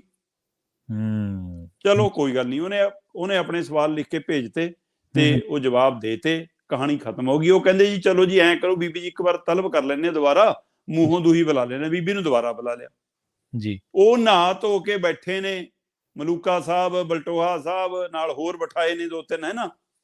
ਤੇ ਜੀ ਉਹ ਉਡੀਕੀ ਜਾਂਦੇ ਨੇ ਤੇ ਬੀਬੀ ਆਉਂਦੀ ਹੋਣੀ। ਤੇ ਇਹਨਾਂ ਅਨੁਸ਼ਾਸਨੀ ਕਮੇਟੀ ਨੇ ਪ੍ਰਵੀਨ ਜੀ ਫੋਨ ਮਿਲਾ ਲਿਆ ਬੀਬੀ ਜਗੀਰ ਕੌਰ ਨੂੰ, ਤੇ ਫੋਨ ਬੀਬੀ ਜਗੀਰ ਕੌਰ ਦੇ ਜਵਾਈ ਨੇ ਚੱਕਿਆ। ਠੀਕ ਹੈ। ਤੇ ਉਹ ਕਹਿੰਦਾ ਮੈਂ ਗੱਲ ਕਰਾਉਣਾ ਜੀ ਬੀਬੀ ਜੀ ਨਾਲ। ਬੀਬੀ ਜੀ ਨੇ ਗੱਲੇ ਨਹੀਂ ਕੀਤੀ। ਅੱਧੇ ਕੁ ਘੰਟੇ ਬਾਅਦ ਫੇਰ ਦੁਬਾਰਾ ਫੋਨ ਮਿਲਾਇਆ, ਫਿਰ ਫੋਨ ਪੀਏ ਨੇ ਚੱਕਿਆ। ਕਹਿੰਦੇ ਜੀ ਬੀਬੀ ਜੀ ਤਾਂ ਬਾਹਰ ਨੇ, ਉਹ ਨਹੀਂ ਆ ਸਕਦੇ, ਉਹਦਾ ਚੋਣ ਪ੍ਰਚਾਰ 'ਚ ਡਟੇ ਨੇ ਜੀ। ਸੋ ਇਸ ਲਈ ਜੀ ਫਿਰ ਉਹ ਤੋਂ ਬਾਅਦ ਬੀਬੀ ਜਗੀਰ ਕੌਰ ਨੂੰ ਅਕਾਲੀ ਦਲ ਦੇ ਘਰੋਂ ਕੱਢਣ ਦਾ ਫਰਮਾਨ ਆ ਗਿਆ ਜੀ। ਇਹ ਅਕਾਲੀ ਦਲ ਦੇ ਘਰੋਂ ਕੱਢਣ ਦਾ ਫਰਮਾਨ ਹੈ ਜਾਂ ਬਾਦਲਾਂ ਦੇ ਘਰੋਂ ਕੱਢਣ ਦਾ ਫਰਮਾਨ ਹੈ, ਇਹ ਵੱਡਾ ਸਵਾਲ ਹੈ। ਕਿਉਂਕਿ 9 ਤਰੀਕ ਨੂੰ ਜੇ ਬੀਬੀ ਜਿੱਤਦੀ ਹੈ ਤਾਂ ਅਕਾਲੀ ਦਲ ਦੀ ਹਾਰ ਨਹੀਂ ਹੁੰਦੀ, ਬਾਦਲਾਂ ਦੀ ਹਾਰ ਹੁੰਦੀ ਹੈ। ਹਾਂਜੀ, ਬਿਲਕੁਲ ਬਿਲਕੁਲ ਜੇ ਹਰਵਿੰਦਰ ਸਿੰਘ ਧਾਮੀ ਜਿੱਤਦੇ ਨੇ ਜੀ, ਤਾਂ ਇਹ ਧਾਮੀ ਦੀ ਜਿੱਤ ਹੋਏਗੀ, ਅਕਾਲੀ ਦਲ ਦੀ ਜਿੱਤ ਹੋਏਗੀ, ਬਾਦਲਾਂ ਦੀ ਜਿੱਤ ਨਹੀਂ ਹੋਏਗੀ। ਜੇਕਰ ਧਾਮੀ ਹਾਰਦੇ ਨੇ ਤਦ ਇਹ ਧਾਮੀ ਦੀ ਅਕਾਲੀ ਦਲ ਦੀ ਹਾਰ ਨਹੀਂ ਹੋਏਗੀ, ਬਾਦਲਾਂ ਦੀ ਹਾਰ ਹੋਏਗੀ ਜੀ। ਸੋ ਇਸ ਲਈ ਇਸ ਮੌਕੇ ਬਾਦਲਾਂ ਨੂੰ, ਮਤਲਬ ਕਿ ਤੁਸੀਂ ਇਹ ਦੇਖੋ ਕਿ ਜਿਹੜੇ ਲੋਕ ਬੀਬੀ ਜਗੀਰ ਕੌਰ ਦੇ ਕਦੇ ਹੱਕ ਵਿੱਚ ਨਹੀਂ ਸੀ, ਹਾਂਜੀ, ਪਾਰਟੀ ਦੇ ਅੰਦਰ ਰਹਿੰਦਿਆਂ ਵੀ, ਪਾਰਟੀ ਦੇ ਬਾਹਰ ਰਹਿੰਦਿਆਂ ਵੀ, ਜਿਹੜੇ ਭਾਜਪਾ ਦੇ ਨਾਲ ਜਾਣਾ ਵੀ ਨਹੀਂ ਚਾਹੁੰਦੇ, ਉਹ ਵੀ ਬੀਬੀ ਜਗੀਰ ਕੌਰ ਨੂੰ ਸਮਰਥਨ ਦੇ ਰਹੇ ਨੇ, ਸਿਰਫ ਇਸ ਲਈ ਕਿ ਬਾਈ ਬੀਬੀ ਨੇ ਬਾਦਲਾਂ ਨੂੰ ਚੈਲੰਜ ਤਾਂ ਕੀਤਾ, ਚੈਲੰਜ ਤਾਂ ਕੀਤਾ, ਸਹੀ, ਬਾਦਲਾਂ ਨੂੰ ਮੂਹਰੇ ਹੋ ਕੇ ਟੱਕਰੀ ਤਾਂ ਸਹੀ, ਚਾਹੇ ਉਹ ਚ ਆਪਣੀਆਂ ਲੱਖ ਖਾਮੀਆਂ ਰਹੀਆਂ, ਉਹ ਚਾਹੇ ਧੀ ਵਾਲੇ ਮਾਮਲੇ 'ਚ ਬਦਨਾਮ ਰਹੀ, ਚਾਹੇ ਉਹ ਮਤਲਬ ਕਿ ਅਕਾਲ ਤਖਤ ਸਾਹਿਬ ਤੋਂ ਇੱਕ ਵਾਰ ਪੰਥ ਚੋਂ ਛੇਕਣ ਦਾ ਉਹਨੂੰ ਫਰਮਾਨ ਵੀ ਆਇਆ, ਚਾਹੇ 4 ਵਾਰ ਲਿਫਾਫੇ ਚੋਂ ਨਿਕਲਦੀ ਰਹੀ, ਚਾਹੇ ਆਪਣੇ ਬੋਲਾਂ ਨੂੰ ਲੈ ਕੇ, ਚਾਹੇ ਆਪਣੇ ਕਾਰਜਸ਼ੈਲੀ ਨੂੰ ਲੈ ਕੇ ਵਿਵਾਦਾਂ ਵਿੱਚ ਵੀ ਰਹੀ। ਇਹ ਉਹੀ ਬੀਬੀ ਜਗੀਰ ਕੌਰ ਆ ਜਿਹਨੇ ਸਰਕਾਰਾਂ 'ਚ ਮੌਜਾਂ ਵੀ ਮਾਣੀਆਂ, ਪ੍ਰਧਾਨਗੀ ਵੀ ਮਾਣਿਆ, ਤੇ ਹੁਣ ਸਾਰਾ ਕੁਝ ਉਹਨੂੰ, ਹੁਣ ਡੇਰਾ ਸਿਰਸਾ ਮੁਖੀ ਨੂੰ ਮਾਫੀ ਦੇਣਾ ਵੀ ਉਹਨੂੰ ਮਾੜਾ ਲੱਗਣ ਲੱਗ ਗਿਆ ਜੀ। ਹੁਣ ਉਹਨੂੰ ਮਤਲਬ ਕਿ ਜਿਹੜੀਆਂ ਇਹ ਪੰਥਕ ਰਵਾਇਤਾਂ ਨੇ ਉਹਦੇ ਵਿੱਚ ਬਾਦਲਾਂ ਦੀ ਦਖਲਅੰਦਾਜ਼ੀ ਵੀ ਮਾੜੀ ਲੱਗਣ ਲੱਗ ਗਈ। ਹੁਣ ਬੀਬੀ ਜਗੀਰ ਕੌਰ ਨੂੰ ਇਹ ਵੀ ਕਹਿੰਦੀ ਹੈ, ਬੀਬੀ ਜਗੀਰ ਕੌਰ ਕਹਿੰਦੀ ਦੇਖੋ ਜੀ ਕਿ ਇਹਨਾਂ ਦੇ ਟਾਈਮ 'ਚ ਬੇਅਦਬੀ ਵਰਗੇ ਕਾਂਡ ਹੋਏ, ਇਨਸਾਫ ਹੀ ਨਹੀਂ ਦਿਵਾ ਸਕੇ। ਸੋ ਭਾਈ ਉਸ ਸਮੇਂ ਤੂੰ ਵੀ ਉਸੇ ਪਾਲੇ 'ਚ ਖੜੀ ਸੀ ਜੀ, ਬਿਲਕੁਲ, ਤੂੰ ਵੀ ਉਸੇ ਖੇਮੇ 'ਚ ਸੀ, ਤੂੰ ਵੀ ਉਹਨਾਂ ਦੇ ਰੰਗ 'ਚ ਰੰਗੀ ਸੀ। ਤੇ ਜਿਹੜੇ 30 ਸਾਲ ਦੀ ਬੀਬੀ ਜਗੀਰ ਕੌਰ ਨੂੰ ਸਵਾਲ ਪੁੱਛੋ, ਜਿਹੜੇ ਘਰ ਦੀ ਗੱਲ ਤੁਸੀਂ ਜਿੱਥੋਂ ਗੱਲ ਸ਼ੁਰੂ ਕੀਤੀ ਪ੍ਰਵੀਨ ਜੀ, ਘਰ ਕਿਹੜੇ ਘਰ ਜਾਊਗੀ ਬੀਬੀ ਜਗੀਰ ਕੌਰ? ਬੀਬੀ ਜਗੀਰ ਕੌਰ ਨੂੰ ਜਿਹੜੇ ਵੀ ਪੱਤਰਕਾਰ ਨੇ, ਚਾਹੇ ਅਖਬਾਰੀ ਨੇ, ਚਾਹੇ ਟੀਵੀ ਵਾਲੇ ਨੇ, ਚਾਹੇ ਰੇਡੀਓ ਵਾਲੇ ਨੇ, ਫੋਨ ਕਰਕੇ ਕਿਸੇ ਵੀ ਤਰ੍ਹਾਂ ਸੰਪਰਕ ਕਰਕੇ ਜਦੋਂ ਵੀ ਇਹ ਸਵਾਲ ਪੁੱਛਿਆ ਕਿ ਬੀਬੀ ਜੀ ਚਰਚਾ ਚੱਲਦੀ ਹੈ, ਤੁਸੀਂ ਬੀਜੇਪੀ 'ਚ ਜਾਓਗੇ, ਬੀਜੇਪੀ ਨਾਲ ਰਲੋਗੇ ਜੀ, ਬੀਬੀ ਕਹਿੰਦੀ ਜਿਹੜੇ ਕਹਿ ਰਹੇ ਨੇ ਕਿ ਮੈਂ ਰਲੂੰਗੀ ਉਹਨਾਂ ਨੂੰ ਪੁੱਛੋ ਉਹ ਨਹੀਂ ਰਲੇ ਹੋਏ ਸੀ, 30 ਸਾਲ ਕੌਣ ਰਲੇ ਰਹੇ? ਪਰ ਬੀਬੀ ਭੁੱਲ ਜਾਂਦੀ ਹੈ ਕਿ ਜਦ ਉਹ ਰਲੇ ਸੀ ਬੀਬੀ ਤੂੰ ਵੀ ਨਾਲੇ ਰਲੀ ਸੀ, ਉਹੀ ਨਾਲ ਹੀ ਰਲੀ ਸੀ, ਬਿਲਕੁਲ। ਹਾਂ, ਬੀਬੀ ਦੀ ਲੜਾਈ ਅਕਾਲੀ ਦਲ ਨਾਲ ਨਹੀਂ ਆ, ਬੀਬੀ ਦੀ ਲੜਾਈ ਹਰਸਿਮਰਤ ਕੌਰ ਬਾਦਲ ਤੇ ਸੁਖਬੀਰ ਬਾਦਲ ਨਾਲ ਜੀ। 550 ਸਾਲਾ ਸ਼੍ਰੀ ਗੁਰੂ ਨਾਨਕ ਦੇਵ ਜੀ ਦਾ ਪ੍ਰਕਾਸ਼ ਪੁਰਬ, ਡੇਰਾ ਬਾਬਾ ਨਾਨਕ, ਸ਼ਾਮ ਦਾ ਵੇਲਾ ਤੇ ਹਰਸਿਮਰਤ ਕੌਰ ਬਾਦਲ ਵੱਲੋਂ ਮੂਲ ਮੰਤਰ ਦਾ ਸੋਨੇ 'ਚ ਮੜਾ ਕੇ ਤਖਤੀ ਦਾ ਉੱਥੇ ਲਵਾਉਣਾ ਜੀ, ਤੇ ਉਸ ਤੋਂ ਬਾਅਦ ਬੀਬੀ ਜਗੀਰ ਕੌਰ ਦੀ ਐਂਟਰੀ ਹੋਣਾ। ਬੀਬੀ ਜਗੀਰ ਕੌਰ ਨੇ ਕਹਿਣਾ ਗੁਰਮਤਿ ਮਰਿਆਦਾ ਅਨੁਸਾਰ ਇਹ ਮੂਲ ਮੰਤਰ ਸਹੀ ਨਹੀਂ ਆ, ਬੀਬੀ ਵੱਲੋਂ ਤਖਤੀ ਦਾ ਲਹਾਉਣਾ ਤੇ ਹਰਸਿਮਰਤ ਔਰ ਬੀਬੀ ਜਗੀਰ ਕੌਰ ਦੇ ਵਿੱਚ ਤੂੰ ਮੈਂ ਗਾਲੀ ਗਲੋਚ, ਹੱਥੋਂ ਪਾਈ ਤੱਕ ਦੀਆਂ ਖਬਰਾਂ ਦਾ ਬਾਹਰ ਆਉਣਾ ਜੀ। ਤੇ ਉਹ ਤੋਂ ਬਾਅਦ ਇਹ ਮਾਮਲਾ ਸੁਖਬੀਰ ਬਾਦਲ ਤੱਕ ਗਿਆ ਜੀ। ਸੁਖਬੀਰ ਬਾਦਲ ਤੋਂ ਇਹ ਵਿਗਾੜ ਪੈਂਦਾ ਕੱਲਾ ਹੀ ਕਰਨੀ, ਹੋਰ ਕਿੰਨੇ ਮਾਮਲੇ ਸੀ ਜਿਹੜੇ ਬੀਬੀ ਜਗੀਰ ਕੌਰ ਦੇ ਇਸ ਮਾਮਲੇ ਦੇ ਵਿੱਚ ਵਿਵਾਦ ਬਣੇ ਤੇ ਉਹ ਕਾਰਨ ਬਣੇ, ਤੇ ਜਿਹਦੇ ਕਾਰਨ ਬਾਦਲਾਂ ਦਾ ਔਰ ਸੁਖਬੀਰ ਦਾ, ਹਰਸਿਮਰਤ ਦਾ ਆਪਸ ਵਿੱਚ ਵਿਵਾਦ ਸ਼ੁਰੂ ਹੋਇਆ। ਸੋ ਇਹ ਵਿਵਾਦ ਉਸ ਟੱਬਰ ਨਾਲ ਸਿੱਧਾ ਨਿੱਜੀ ਵਿਵਾਦ ਹੈ ਜੀ, ਤੇ ਇਹ ਵਿਵਾਦ ਹੁਣ ਆਮੋ ਸਾਹਮਣੇ ਦਾ ਵਿਵਾਦ ਲੈ ਬੈਠਾ। ਇਸ ਲਈ ਬਾਦਲਾਂ ਨੇ ਘਰੋਂ ਕੱਢਿਆ ਬੀਬੀ ਜਗੀਰ ਕੌਰ ਨੂੰ। ਬੀਬੀ ਕਹਿੰਦੀ ਅਕਾਲੀ ਦਲ ਨਹੀਂ ਮੈਨੂੰ ਕੱਢ ਸਕਦੇ। ਜੀ ਜੀ। ਹੁਣ ਇਹ ਦੇਖਣਾ ਹੋਊਗਾ ਕਿ ਅਕਾਲੀ ਦਲ ਕਿੰਨਾ ਕੁ ਬੀਬੀ ਨਾਲ ਹੈ। ਬੀਬੀ ਦਮ ਭਰੀ ਜਾਂਦੀ ਅਜੇ ਵੀ ਕਿ 70 72 ਵੋਟਾਂ ਮੇਰੇ ਨਾਲ ਨੇ। ਬਿਲਕੁਲ। ਤੇ ਉਧਰ ਦਲਜੀਤ ਸਿੰਘ ਚੀਮਾ, ਬਲਟੋਹਾ ਹੋਰੀ ਕਹਿੰਦੇ ਕਿ ਲਾਲਪੁਰਾ ਇਹਨਾਂ ਲਈ ਵੋਟਾਂ ਮੰਗ ਰਿਹਾ, ਸਾਡੇ ਕੋਲ ਸਟਿੰਗ ਵੀ ਹੈਗਾ ਜੀ। ਅੱਛਾ। ਤੇ ਬੀਬੀ ਜਗੀਰ ਕੌਰ ਕਹਿੰਦੀ ਇਹ ਤਾਂ ਹੁਣ ਵੀ ਉਹਨਾਂ ਨਾਲ ਮੀਟਿੰਗਾਂ ਕਰਦੇ ਨੇ, ਜੇ ਮੈਂ ਕਰ ਲੈਣੀ ਫਿਰ ਕੀ ਹੋ ਗਿਆ, ਜੇ ਇਹ ਵੀ ਮਿਲਦੇ ਨੇ ਮੈਂ ਮਿਲ ਲਈ ਫਿਰ ਕੀ ਹੋ ਗਿਆ। ਕਹਿੰਦੀ ਤੇ ਮੈਨੂੰ ਨਹੀਂ ਪਤਾ ਮੇਰੇ ਲਈ ਕੌਣ ਵੋਟਾਂ ਮੰਨਦਾ, ਮੈਂ ਤਾਂ ਸੱਚੀ ਅਕਾਲੀ ਦਲ ਲੜੀਆਂ, ਮੈਂ ਤਾਂ ਬਾਦਲ ਦਾ ਹੀ ਨਾਂ ਜਪਦੀ ਹੁੰਦੀ ਸੀ ਜੀ। ਸੋ ਇਸ ਲਈ ਹੁਣ ਬੀਬੀ ਜਗੀਰ ਕੌਰ ਦੀ ਪਹਿਲੀ ਪ੍ਰੀਖਿਆ ਦੀ ਕੜੀ 9 ਤਰੀਕ ਨੂੰ ਆ ਤੇ ਉਹ ਇਹਦੀ ਪ੍ਰੀਖਿਆ ਦੇ ਨਾਲੋਂ ਬਾਦਲਾਂ ਦੀ ਵੱਧ ਪ੍ਰੀਖਿਆ। ਹਾਂ, ਇਹਨਾਂ ਦੀ ਲੜਾਈ ਦੇ ਵਿੱਚ ਪੰਥ ਦਾ, ਸ਼੍ਰੋਮਣੀ ਕਮੇਟੀ ਦਾ ਕੁਝ ਸਬਰ ਜੇਗਾ, ਉਹਦੀ ਆਸ ਪੰਥਕ ਧਿਰਾਂ ਛੱਡ ਦੇਣ। ਜੀ ਜੀ। ਗੋਲਕ ਤੇ ਕਬਜ਼ਾ ਚਾਹੇ ਨੀਲੀ ਪੱਗ ਬੰਨ ਕੇ ਮਸੰਦਾ ਦਾ ਰਹਿ ਜਵੇ ਬਾਦਲਾਂ ਦਾ, ਹਾਂਜੀ, ਤੇ ਚਾਹੇ ਭਗਵਾ ਕੱਪੜਾ ਪਵਾ ਕੇ ਬੀਬੀ ਜਗੀਰ ਕੌਰ ਨੂੰ ਚਿੱਟੇ ਸੂਟ 'ਚ ਮੂਹਰੇ ਕਰ ਲੈਣ, ਕਬਜ਼ਾ ਮਸੰਦਾਂ ਦਾ ਹੀ ਰਹਿਣਾ। ਚਾਹੇ ਬੀਬੀ ਜਿੱਤੇ ਤੇ ਚਾਹੇ ਧਾਮੀ ਜਿੱਤੇ, ਜੇ ਬਾਦਲਾਂ ਦੇ ਹੱਥ ਜਾਂ ਭਾਜਪਾਈਆਂ ਦੇ ਹੱਥ ਡੋਰ ਗਈ ਤਾਂ ਫਿਰ ਸੁਧਾਰ ਦੀ ਆਸ ਕਿਵੇਂ ਕਰੋਗੇ? ਫਿਰ ਤਾਂ ਇੱਕ ਨਵੀਂ ਘੁਸਪੈਠ ਹੋਣੀ ਹੈ ਨਾ। ਸੋ ਇਸ ਲਈ ਪੰਥਕ ਧਿਰਾਂ ਇਸ ਨੂੰ ਸਿਰਫ ਚੋਣ ਡਰਾਮੇ ਵਜੋਂ ਦੇਖਣ, ਕੋਈ ਬਦਲਾਅ ਵਜੋਂ, ਕੋਈ ਸੁਧਾਰ ਵਜੋਂ ਦੀ ਉਮੀਦ ਰੱਖ ਕੇ ਨਾ ਦੇਖਣ। ਜੀ ਜੀ। ਤੇ 9 ਤਰੀਕ ਤੋਂ ਬਾਅਦ ਤੇਜਾ ਸਿੰਘ ਸਮੁੰਦਰੀ ਹਾਲ ਚੋਂ ਬੀਬੀ ਜਿੱਤ ਕੇ ਨਿਕਲੇ, ਬੀਬੀ ਹਾਰ ਕੇ ਨਿਕਲੇ, ਬੀਬੀ ਨਵੇਂ ਘਰ ਜਾਊਗੀ ਔਰ ਨਵਾਂ ਘਰ ਉਹ ਭਾਜਪਾ ਦਾ ਹੋਊਗਾ। ਬਸ ਦੇਖਣ ਵਾਲੀ ਗੱਲ ਇਹ ਆ ਕਿ ਉਹ ਡਿਓੜੀ ਵਾਲੇ ਦਰਵਾਜ਼ੇ ਤੋਂ ਅੰਦਰ ਦਾਖਲ ਹੁੰਦੀ ਆ ਜਾਂ ਪਿੱਛੋਂ ਕੋਠੜੀ ਵਾਲੇ ਦਰਵਾਜ਼ੇ ਤੋਂ ਚੋਰ ਮੋਰੀ ਰਾਹੀਂ ਦਾਖਲ ਹੁੰਦੀ ਆ, ਬੀਬੀ ਭਾਜਪਾ ਦੇ ਘਰ ਹੀ ਜਾਏਗੀ। ਜੀ ਜੀ। ਅਗਲਾ ਸਵਾਲ ਵੀ ਇਹਦੇ ਨਾਲ ਮਿਲਦਾ ਜੁਲਦਾ ਹੀ ਹੈ ਔਰ ਇਸ ਗੱਲਬਾਤ 'ਚੋਂ ਨਿਕਲਦਾ ਸ਼ਰਮਾ ਜੀ। ਸਵਾਲ ਹੁਣ ਇਹ ਹੈ ਕਿ ਜਿਹੜੀ ਬਾਦਲਾਂ ਦੀ ਸਤ੍ਹਾ ਹੈ, ਸਿਆਸੀ ਸਤ੍ਹਾ ਤਾਂ ਉਹਨਾਂ ਦੀ ਜਿਹੜੀ ਖਿਸਕ ਚੁੱਕੀ ਆਪਾਂ ਦੇਖਿਆ, ਧਾਰਮਿਕ ਸਤ੍ਹਾ ਤੇ ਉਹ ਕਿਸ ਤਰ੍ਹਾਂ ਦੀ ਜਦੋਜਹਿਦ ਕਰ ਰਹੇ ਨੇ? ਜੋ ਉਹਨਾਂ ਦੀ ਧਾਰਮਿਕ ਪੰਥਕ ਸਿਆਸਤ ਹੈ, ਇੱਥੇ ਜਿਹੜੇ ਜਿੱਥੇ ਉਹਨਾਂ ਦਾ ਜੋ ਜਿੱਥੇ ਖੜੇ ਨੇ ਉੱਥੇ ਉਹਨਾਂ ਦਾ ਧਰਾਤਲ ਕਿੰਨਾ ਕੁ ਹਿੱਲਿਆ ਹੋਇਆ? ਪ੍ਰਵੀਨ ਜੀ, ਧਰਾਤਲ ਇਸ ਕਦਰ ਹਿੱਲਿਆ ਹੋਇਆ ਜੀ ਕਿ ਇਹਨਾਂ ਨੂੰ ਇਹ ਨਹੀਂ ਸਮਝ ਆ ਰਿਹਾ ਹੁਣ ਕਿ ਅਸੀਂ ਪੰਜਾਬ 'ਚ ਸੂਰੀ ਕਾਂਡ ਵਾਪਰ ਗਿਆ ਜੀ ਉਸ ਮਾਮਲੇ 'ਚ ਕਿੱਧਰ ਦਾ ਬੋਲ ਬੋਲੀਏ, ਜੀ ਕਿੱਧਰ ਨੂੰ ਜਾਈਏ ਅਸੀਂ। ਅੰਮ੍ਰਿਤਪਾਲ ਵਾਲਾ ਉਭਾਰ ਪੰਜਾਬ 'ਚ ਆਇਆ, ਅਸੀਂ ਅੰਮ੍ਰਿਤਪਾਲ ਵਾਲੀ ਬੋਲੀ ਬੋਲੀਏ, ਉਹਨੂੰ ਸਹੀ ਠਹਿਰਾ ਦਈਏ, ਸੂਰੀ ਕਾਂਡ ਨੂੰ ਗਲਤ ਠਹਿਰਾਈਏ, ਸੂਰੀ ਜੋ ਊਲ ਜਲੂਲ ਬੋਲਦਾ ਸੀ ਉਸ ਤੇ ਟਿੱਪਣੀ ਕਰੀਏ ਕਿ ਨਾ ਕਰੀਏ। ਸੋ ਇਸ ਲਈ ਅਕਾਲੀ ਦਲ ਨੂੰ ਜਦੋਂ ਇਸ ਪੰਜਾਬ ਦੇ ਮਸਲਿਆਂ ਤੇ ਸਮਝ ਨਾ ਆਵੇ ਕਿ ਅਸੀਂ ਕਹਿਣਾ ਕੀ ਆ, ਖਾਸ ਕਰ ਬਾਦਲ ਟੱਬਰ ਨੂੰ ਸਮਝ ਨਾ ਆਵੇ, ਇਹਦਾ ਮਤਲਬ ਉਹਨਾਂ ਦੀ ਰਾਜਨੀਤਿਕ ਜ਼ਮੀਨ ਤਾਂ ਬਿਲਕੁਲ ਖਿਸਕ ਚੁੱਕੀ ਆ। ਉਹ ਪੰਥਕ ਲੀਹ ਤੋਂ ਤਾਂ ਥੱਲੇ ਉਤਰ ਚੁੱਕੇ ਨੇ। ਉਹ ਤਾਂ ਬਹੁਤ ਸਮੇਂ ਪਹਿਲਾਂ ਆਪੇ ਪੰਥਕ ਵਾਲਾ ਪਾਲਾ ਛੱਡ ਚੁੱਕੇ ਸੀ। ਖਾਸ ਕਰ ਜਦ ਤੋਂ ਸੁਖਬੀਰ ਬਾਦਲ ਆਇਆ ਤੇ ਸੁਖਬੀਰ ਬਾਦਲ ਨੇ ਤਾਂ ਖੁਦ ਕਿਹਾ ਕਿ ਮੈਂ ਪਾਰਟੀ ਨੂੰ ਕੰਪਨੀ ਵਾਂਗ ਚਲਾਉਣਾ, ਮੈਂ ਤਾਂ CEO ਵਾਂਗ ਚਲਾਉਣਾ, ਮੇਰੇ ਲਈ ਤਾਂ ਇਹ ਕਾਰਪੋਰੇਟ ਕੰਪਨੀ ਆ ਜੀ। ਸੋ ਫਿਰ ਉੱਥੇ ਪੰਥ ਕਿੱਥੇ ਤੇ ਪੰਥਕ ਰਵਾਇਤਾਂ ਕਿੱਥੇ?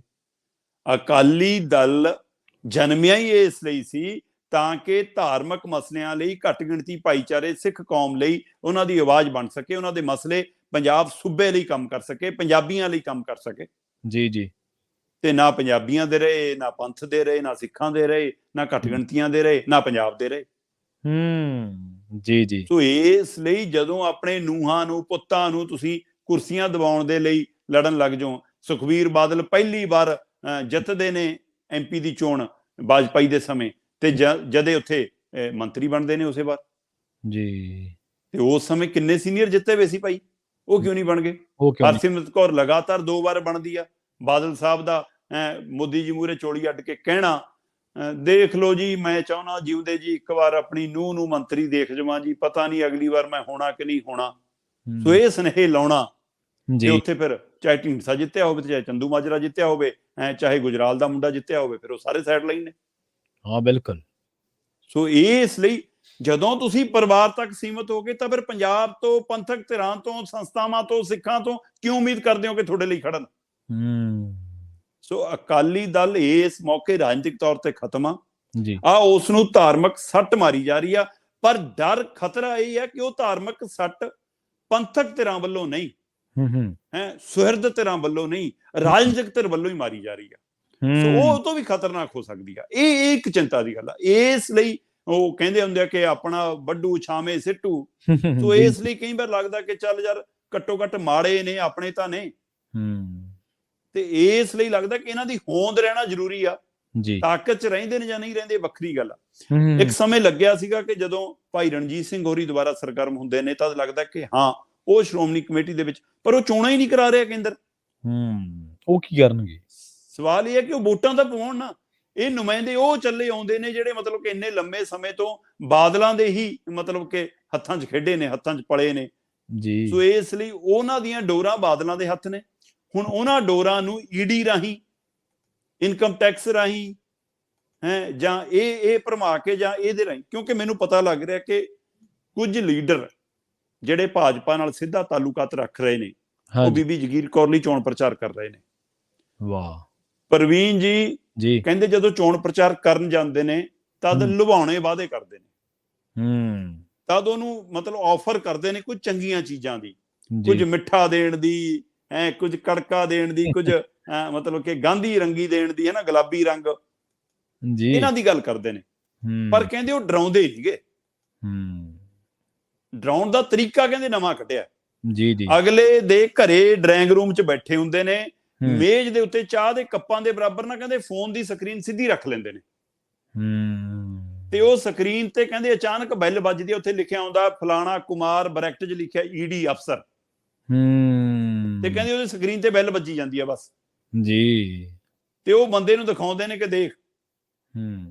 ਸੋ ਇਸ ਲਈ ਜਿਹੜੇ ਪਹਿਲਾਂ ਹੀ ਧਾਰਮਿਕ ਸੰਸਥਾਵਾਂ 'ਚ ਰਹਿ ਕੇ ਕਾਣੇ ਨੇ ਜੀ, ਜਿਨ੍ਹਾਂ ਨੇ ਗੋਲਕਾਂ ਨੂੰ ਸੰਨ ਲਾਈ ਆ, ਜਿਨ੍ਹਾਂ ਨੇ ਲੰਗਰ ਦੀਆਂ ਬੋਰੀਆਂ ਦੇ ਵਿੱਚ ਮਤਲਬ ਕਿ ਮੋਰੀਆਂ ਕੀਤੀਆਂ ਨੇ ਜੀ, ਉਹ ਹੁਣ ਈਡੀ ਤੋਂ ਵੀ ਡਰਦੇ ਨੇ, ਇਨਕਮ ਟੈਕਸ ਤੋਂ ਵੀ ਡਰਦੇ ਨੇ, ਸੀਬੀਆਈ ਤੋਂ ਵੀ ਡਰਦੇ ਨੇ, ਕੇਂਦਰ ਤੋਂ ਵੀ ਡਰਦੇ ਨੇ, ਭਾਜਪਾ ਤੋਂ ਵੀ ਡਰਦੇ ਨੇ, ਤੇ ਉਹਨਾਂ ਨੂੰ ਇਹ ਵੀ ਲੱਗਦਾ ਕਿ ਪਤਾ ਨਹੀਂ ਬਾਦਲਾਂ ਕੰਨੀ ਜਾਈਏ ਤਾਂ ਬਚਾਂਗੇ, ਪਤਾ ਨਹੀਂ ਬਾਦਲਾਂ ਦਾ ਉਮੀਦਵਾਰ ਜਿੱਤ ਗਿਆ ਫਿਰ ਨੌਕਰੀ ਤੋਂ ਨਾ ਚਲੇ ਜਾਈਏ, ਇਸ ਲਈ ਉਹ ਦੁਵੱਲੇ ਫਸੇ ਨੇ। ਤੇ ਬਾਦਲਾਂ ਨੂੰ ਵੀ ਪਤਾ ਹੈ ਕਿ ਸਾਡੀ ਇਹ ਆਰ ਪਾਰ ਦੀ ਲੜਾਈ ਆ, ਜੇ ਸ਼੍ਰੋਮਣੀ ਕਮੇਟੀ ਵੀ ਹਾਰ ਗਏ ਤਾਂ ਮੁੜ ਕੇ ਅਕਾਲੀ ਦਲ ਬਾਦਲਾਂ ਦੇ ਹੱਥ ਤਾਂ ਬਿਲਕੁਲ ਹੀ ਨਹੀਂ ਰਹਿਣਾ। ਅਕਾਲੀ ਦਲ ਦਾ ਰਹਿਣਾ ਵੈਸੇ ਜ਼ਰੂਰੀ ਆ ਪ੍ਰਵੀਨ ਜੀ, ਹਾਂ ਬਾਦਲਾਂ ਦੇ ਹੱਥਾਂ 'ਚੋਂ ਜਾਣਾ ਇਹ ਹੁਣ ਤੈਅ ਲੱਗਦਾ।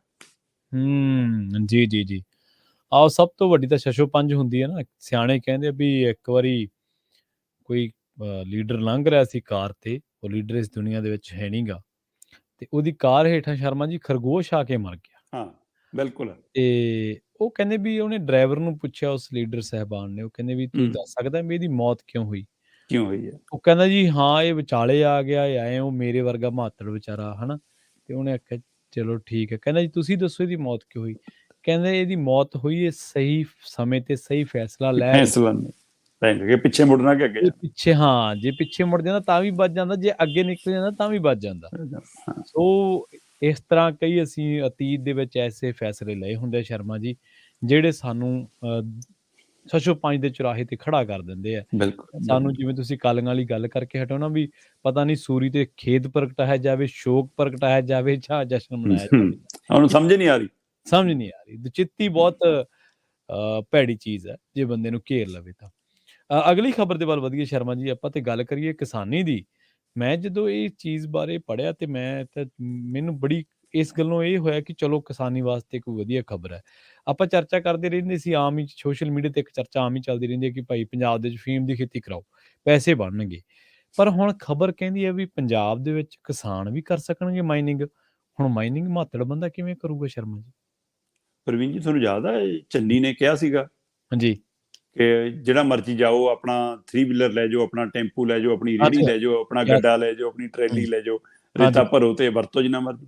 ਹਾਂਜੀ ਕਿਹਾ ਸੀ। ਹੁਣ ਉਹ ਭਰਨ ਦੀ ਆਫਰ ਸੀ ਕਿ ਵੇਚਣ ਦੀ ਆਫਰ ਸੀ? ਭਰਨ ਦੀ ਸੀ। ਉਸੇ ਤਰ੍ਹਾਂ ਹੁਣ ਨਵੀਂ ਸਰਕਾਰ ਜਿਹੜੀ ਕਹਿੰਦੀ ਸੀ ਖਜ਼ਾਨਾ ਭਰ ਜੂਗਾ ਤੇ ਪੰਜਾਬ ਨੂੰ ਰੇਤਾ ਸਸਤਾ ਮਿਲੂਗਾ, ਉਹ ਅਜੇ ਤੱਕ ਮਾਈਨਿੰਗ ਪਾਲਿਸੀ ਤੇ ਨਹੀਂ ਆਈ ਜੀ। ਅਜੇ ਤੱਕ ਉਹਨਾਂ ਦੀ ਉਹ ਪਾਲਿਸੀ ਤਿਆਰ ਨਹੀਂ ਹੋਈ। ਜਿਹੜੀ ਐਕਸਾਈਜ਼ ਪਾਲਿਸੀ ਆਈ ਉਹ ਵਿਵਾਦਾਂ 'ਚ, ਉਹਦਾ ਡਰ ਲੱਗੀ ਜਾਂਦਾ ਉਹਨਾਂ ਨੂੰ ਕਿ ਉਹਦੇ ਕਰਕੇ ਸ਼ਿਸ਼ੋਦੀਆ ਸਣੇ ਅਸੀਂ ਵੀ ਅੰਦਰ ਨਾ ਹੋ ਜਾਈਏ ਜੀ। ਇਸ ਮਾਈਨਿੰਗ ਪਾਲਿਸੀ ਦੇ ਨਾ ਆਉਣ ਦਾ ਨਤੀਜਾ ਆਪਾਂ ਪਿਛਲੇ ਦਿਨੀ ਲੰਬੀ ਚਰਚਾ ਕਰਕੇ ਹਟੇ ਹਾਂ ਕਿ ਭਾਈ 40 ਤੋਂ 45 ਹਜ਼ਾਰ ਦਾ ਟਿੱਪਰ ਮਿਲਦਾ ਜੀ ਜੀ ਜੀ ਰੇਤ ਦਾ, ਜਿਹੜਾ ਕਦੇ 10-12 ਹਜ਼ਾਰ ਦਾ ਸੀ ਜਦੋਂ ਮਾਈਨਿੰਗ ਮਾਫੀਆ ਕਹਿੰਦੇ ਬਹੁਤ ਹਾਵੀ ਸੀ। 12-13 ਹਜ਼ਾਰ ਵਾਲਾ ਟਿੱਪਰ ਨੂੰ 40-40 45-45 ਹਜ਼ਾਰ ਦਾ ਮਿਲਦਾ, ਤੇ ਇਹਦਾ ਮਤਲਬ ਮਾਈਨਿੰਗ ਮਾਫੀਆ ਤਾਂ ਪਹਿਲਾਂ ਨਾਲੋਂ ਵੱਧ ਗਿਆ। ਸੋ ਇਹ ਬਦਨਾਮੀ ਲਗਾਤਾਰ ਹੋ ਰਹੀ ਹੈ ਪੰਜਾਬ ਸਰਕਾਰ ਦੀ, ਔਰ ਸਵਾਲ ਲਗਾਤਾਰ ਉੱਠ ਰਹੇ ਨੇ।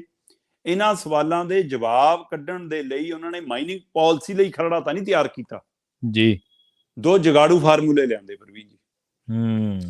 ਪਹਿਲਾ ਜਗਾੜੂ ਫਾਰਮੂਲਾ ਲਿਆਂਦਾ ਕਿ ਹੁਣ ਭਾਈ ਪੰਜਾਬ ਸਰਕਾਰ ਆਪ ਹੀ ਰੇਤਾ ਵੇਚਿਆ ਕਰੂਗੀ ਜੀ, ਕਿ ਆਪਾਂ ਆਪਣੀ ਢੇਰੀ ਲਾ ਕੇ ਬਹਿ ਜਾ ਕਰਨਾ ਕਿ ਸਰਕਾਰੀ ਰੇਤਾ ਸਸਤਾ ਰੇਤਾ, ਕਿ ਆਪਾਂ ਐ ਹੋਕਾ ਦੇ ਕੇ ਉਹ ਜਦੋਂ ਤੁਸੀਂ ਦਿੱਲੀ ਨੂੰ ਜਾਓ ਨਾ ਜੀ, ਤਾਂ ਜਿਹੜੇ ਬੜੇ ਢਾਬੇ ਹੁੰਦੇ ਨੇ ਉਹਨਾਂ ਨੇ ਤਾਂ ਬੜੀਆਂ ਲਾਈਟਾਂ ਲਾਈਆਂ ਹੁੰਦੀਆਂ, ਬੜੇ ਬੋਰਡ ਲਾਏ ਹੁੰਦੇ ਆ ਹਾਂਜੀ, ਤੇ ਜਿਹੜਾ ਵਿਚਾਰਾ ਮਾਤੜ ਹੁੰਦਾ ਉਹਨੇ ਇੱਕ ਜਵਾਕ ਜਾਂ ਇੱਕ ਬਜ਼ੁਰਗ ਕੋਈ ਜਾਂ ਇੱਕ ਬੰਦਾ ਉਹ ਲਾਈਟ ਜੀ ਲੈ ਕੇ ਹੱਥ 'ਚ ਡੰਡਾ ਜਾਂ ਉਹ ਫੜਾਇਆ ਹੁੰਦਾ ਜਾਂ ਝੰਡੀ ਦੇ ਕੇ ਖੜਾਇਆ ਹੁੰਦਾ ਕਿ ਭਾਈ ਸਾਡਾ ਢਾਬਾ ਆ ਗਿਆ ਮੁੜੋ।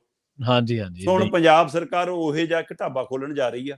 ਠੀਕ ਹੈ, ਵਿਕਣਾ ਬੜੇ ਘਰਾਣਿਆਂ ਦਾ ਹੀ ਰੇਤਾ, ਵਿਕਣਾ ਮਾਈਨਿੰਗ ਮਾਫੀਆ ਦਾ ਹੀ ਹੈ ਨਾ, ਲਾਈਟਾਂ ਵਾਲਿਆਂ ਦਾ ਹੀ ਆ, ਤੇ ਇਹਨਾਂ ਨੇ ਤੱਕ ਦਿਖਾਵਾ ਕਰਨਾ ਕਿ ਅਸੀਂ ਵੀ ਢਾਬਾ ਖੋਲਿਆ। ਸੋ ਪਹਿਲਾ ਢਾਬਾ ਨਿਊ ਚੰਡੀਗੜ੍ਹ ਦੇ ਇਕੋ ਸਿਟੀ 2 ਦੇ ਵਿੱਚ ਖੁੱਲਣ ਜਾ ਰਿਹਾ ਹੈ, ਜਿੱਥੇ ਕਹਿੰਦੇ ਜੀ ਅਸੀਂ ਹੁਣ ਰੇਤ ਡੰਪ ਬਣਾਵਾਂਗੇ ਜੀ, ਸਰਕਾਰੀ ਰੇਤ ਡੰਪ ਹੋਊਗਾ। ਇਹ ਕਹਿੰਦੇ ਪ੍ਰੋਜੈਕਟ ਹੈ ਜੀ ਸਾਡਾ, ਕੀ ਆ ਉਹ ਪਾਇਲਟ ਪ੍ਰੋਜੈਕਟ ਵਜੋਂ ਕਹਿੰਦੇ ਜੀ ਅਸੀਂ ਰੇਤ ਦਾ ਡੰਪ ਪਹਿਲਾ ਜਿਹੜਾ ਉਹ ਇਕੋ ਸਿਟੀ 2 ਚ ਬਣਾਉਣਾ। ਜਗ੍ਹਾ 4-5 ਏਕੜ ਅਸੀਂ ਦੇਖ ਲਈ ਜੀ, ਉੱਥੇ ਰੇਤ ਲਿਆ ਕੇ ਇਕੱਠਾ ਕਰਨਾ ਸ਼ੁਰੂ ਕਰ ਲਿਆ, ਉੱਥੋਂ ਅਸੀਂ ਸਰਕਾਰੀ ਰੇਟ ਦੇ ਉੱਤੇ ਰੇਤ ਵੇਚਿਆ ਕਰਨਾ ਜੀ। ਸੋ ਇਹ ਇੱਕ ਮਤਲਬ ਇੱਕ ਦਿਖਾਉਣ ਦਾ ਫਾਰਮੂਲਾ, ਜਿਵੇਂ ਪਰਾਲੀ ਨੂੰ ਸੰਭਾਲਣ ਲਈ ਫੈਕਟਰੀ ਦਾ ਉਦਘਾਟਨ ਦਿਖਾਤਾ, ਪਰ ਸਾਰੇ ਪੰਜਾਬ ਦੀ ਪਰਾਲੀ ਸੰਭਾਲੀ ਤਾਂ ਨਹੀਂ ਨਾ ਗਈ। ਉਸੇ ਤਰ੍ਹਾਂ ਹੁਣ ਤੁਸੀਂ ਸਾਰੇ ਪੰਜਾਬ ਦੇ ਵਿੱਚ ਵੀ ਜੇ 20 ਥਾਂ ਦੇ ਉੱਤੇ 30 ਥਾਂ ਦੇ ਉੱਤੇ ਡੰਪ ਵੀ ਖੋਲ ਦੋਗੇ ਤਾਂ ਵੀ ਭਰਪਾਈ ਤਾਂ ਨਹੀਂ ਹੁੰਦੀ ਉਹਦੇ ਨਾਲ, ਨਹੀਂ ਹੋਣੀ ਜੀ। ਸਵਾਲ ਤਾਂ ਪਾਲਿਸੀ ਬਣਾਉਣ ਦਾ, ਸਵਾਲ ਤਾਂ ਜਿੱਥੋਂ ਰੇਤਾ ਚੱਕ ਹੁੰਦਾ, ਜਿੱਥੋਂ ਰੇਤਾ ਵਿਕਦਾ, ਉਹ ਸਾਰੇ ਨੂੰ ਕੰਟਰੋਲ ਸਹੀ ਤਰੀਕੇ ਨਾਲ ਕਰਨ ਦਾ।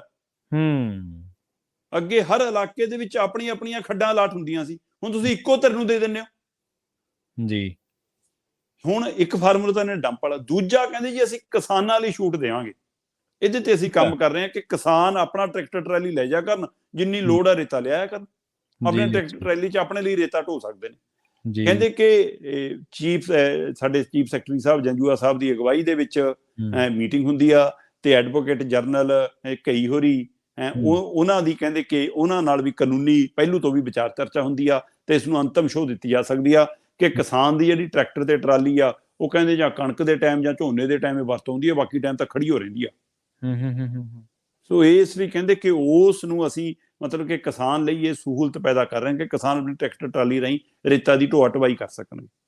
ਠੀਕ ਹੈ। ਸਵਾਲ ਇਹ ਹੈ ਕਿ ਕੀ ਉਹ ਕਿਸਾਨ ਕਰਨਗੇ ਕਿ ਕਿਸਾਨਾਂ ਦੀ ਆੜ ਦੇ ਵਿੱਚ ਮਾਈਨਿੰਗ ਮਾਫੀਏ ਨੂੰ ਇੱਕ ਹੋਰ ਮਾਈਨਿੰਗ ਦਾ ਤਰੀਕਾ ਦੇਤਾ। ਜੀ ਜੀ ਬਿਲਕੁਲ, ਸਵਾਲ ਅਹਿਮ ਹੈ, ਪਰ ਤੁਹਾਨੂੰ ਵੱਡਾ ਸਵਾਲ ਜੀ ਜੀ ਤੁਹਾਨੂੰ ਪਤਾ ਹੀ ਸ਼ਰਮਾ ਜੀ, ਇੱਥੇ ਕਿਸਾਨਾਂ ਦੇ ਨਾਂ ਤੇ ਸਬਸਿਡੀਆਂ ਕਿੰਨੇ ਵੱਡੇ ਘਰਾਣੇ ਲਈ ਜਾਂਦੇ ਆ। ਕੌਣ ਲੈਂਦੇ ਆ? ਮੋਟਰਾਂ ਕਿਹਦੀਆਂ ਚੱਲਦੀਆਂ ਸਭ ਤੋਂ ਵੱਧ, ਤੇ ਮਾਤੜ ਕੋਲ ਤਾਂ ਇੰਜਣ ਨਹੀਂ ਲੱਗਦਾ, ਨਹੀਂ ਲੱਗਦਾ ਜੀ, ਤਾਂ ਬੋਰ ਨਹੀਂ ਕਰਾ ਹੁੰਦਾ, ਉਹ ਤਾਂ ਦੂਏ ਤੋਂ ਮਿਹਨਤ ਕਰਦਾ। ਹਾਂ 2.5-3 ਕਿੱਲੇ ਵਾਲੇ ਕਿਸਾਨਾਂ ਕੋਲੇ ਕਿੰਨਿਆਂ ਕੋਲੇ ਮੋਟਰ ਹੈ? ਕਿੰਨਿਆਂ ਕੁ ਮੋਟਰ ਹੈ? ਸਵਾਲ ਲੋੜ ਉਹਨਾਂ ਨੂੰ ਹੈ ਸਬਸਿਡੀ ਦੀ। 150 ਕਿੱਲੇ ਵਾਲੇ ਕੋਲੇ ਮੋਟਰ ਹੈ। ਠੀਕ ਹੈ, ਇੱਕ ਨਹੀਂ ਹੈ, ਕਿੰਨੀਆਂ ਮੋਟਰਾਂ ਹਾਂ ਉਹਨਾਂ ਦੇ ਸਬਸਿਡੀ ਆ। ਉਸੇ ਤਰ੍ਹਾਂ ਇਹ ਇੱਕ ਨਵਾਂ ਮਾਫੀਆ ਸ਼ੁਰੂ ਹੋਣਾ, ਤੇ ਇਹ ਇੱਕ ਨਵਾਂ ਮਾਫੀਆ ਕਿਸਾਨੀ ਦੀ ਆੜ ਦੇ ਵਿੱਚ ਸ਼ੁਰੂ ਕਰਨ ਦੀ ਕਵਾਇਦ ਆ। ਸੋ ਸਰਕਾਰ ਪੈਰਲਰ, ਕਿਉਂਕਿ ਇਸ ਮੌਕੇ ਜਿਹੜੇ ਮਾਫੀਆ, ਰੇਤ ਮਾਫੀਆ ਦੇ ਖਿਲਾਫ ਰੋਲਾ ਪਾਉਣ ਵਾਲੀਆਂ ਧਿਰਾਂ ਨੇ ਨਾ ਪਿੰਡਾਂ ਸ਼ਹਿਰਾਂ ਕਸਬਿਆਂ 'ਚ, ਜੀ ਉਹ ਨੇ ਜਿਹੜੇ ਪਹਿਲਾਂ ਅਕਾਲੀਆਂ ਕਾਂਗਰਸ ਦੇ ਟਾਈਮ ਮਾਫੀਆ ਚਲਾਉਂਦੇ ਸੀ, ਉਹ ਬਾਹਰ ਹੋ ਗਏ।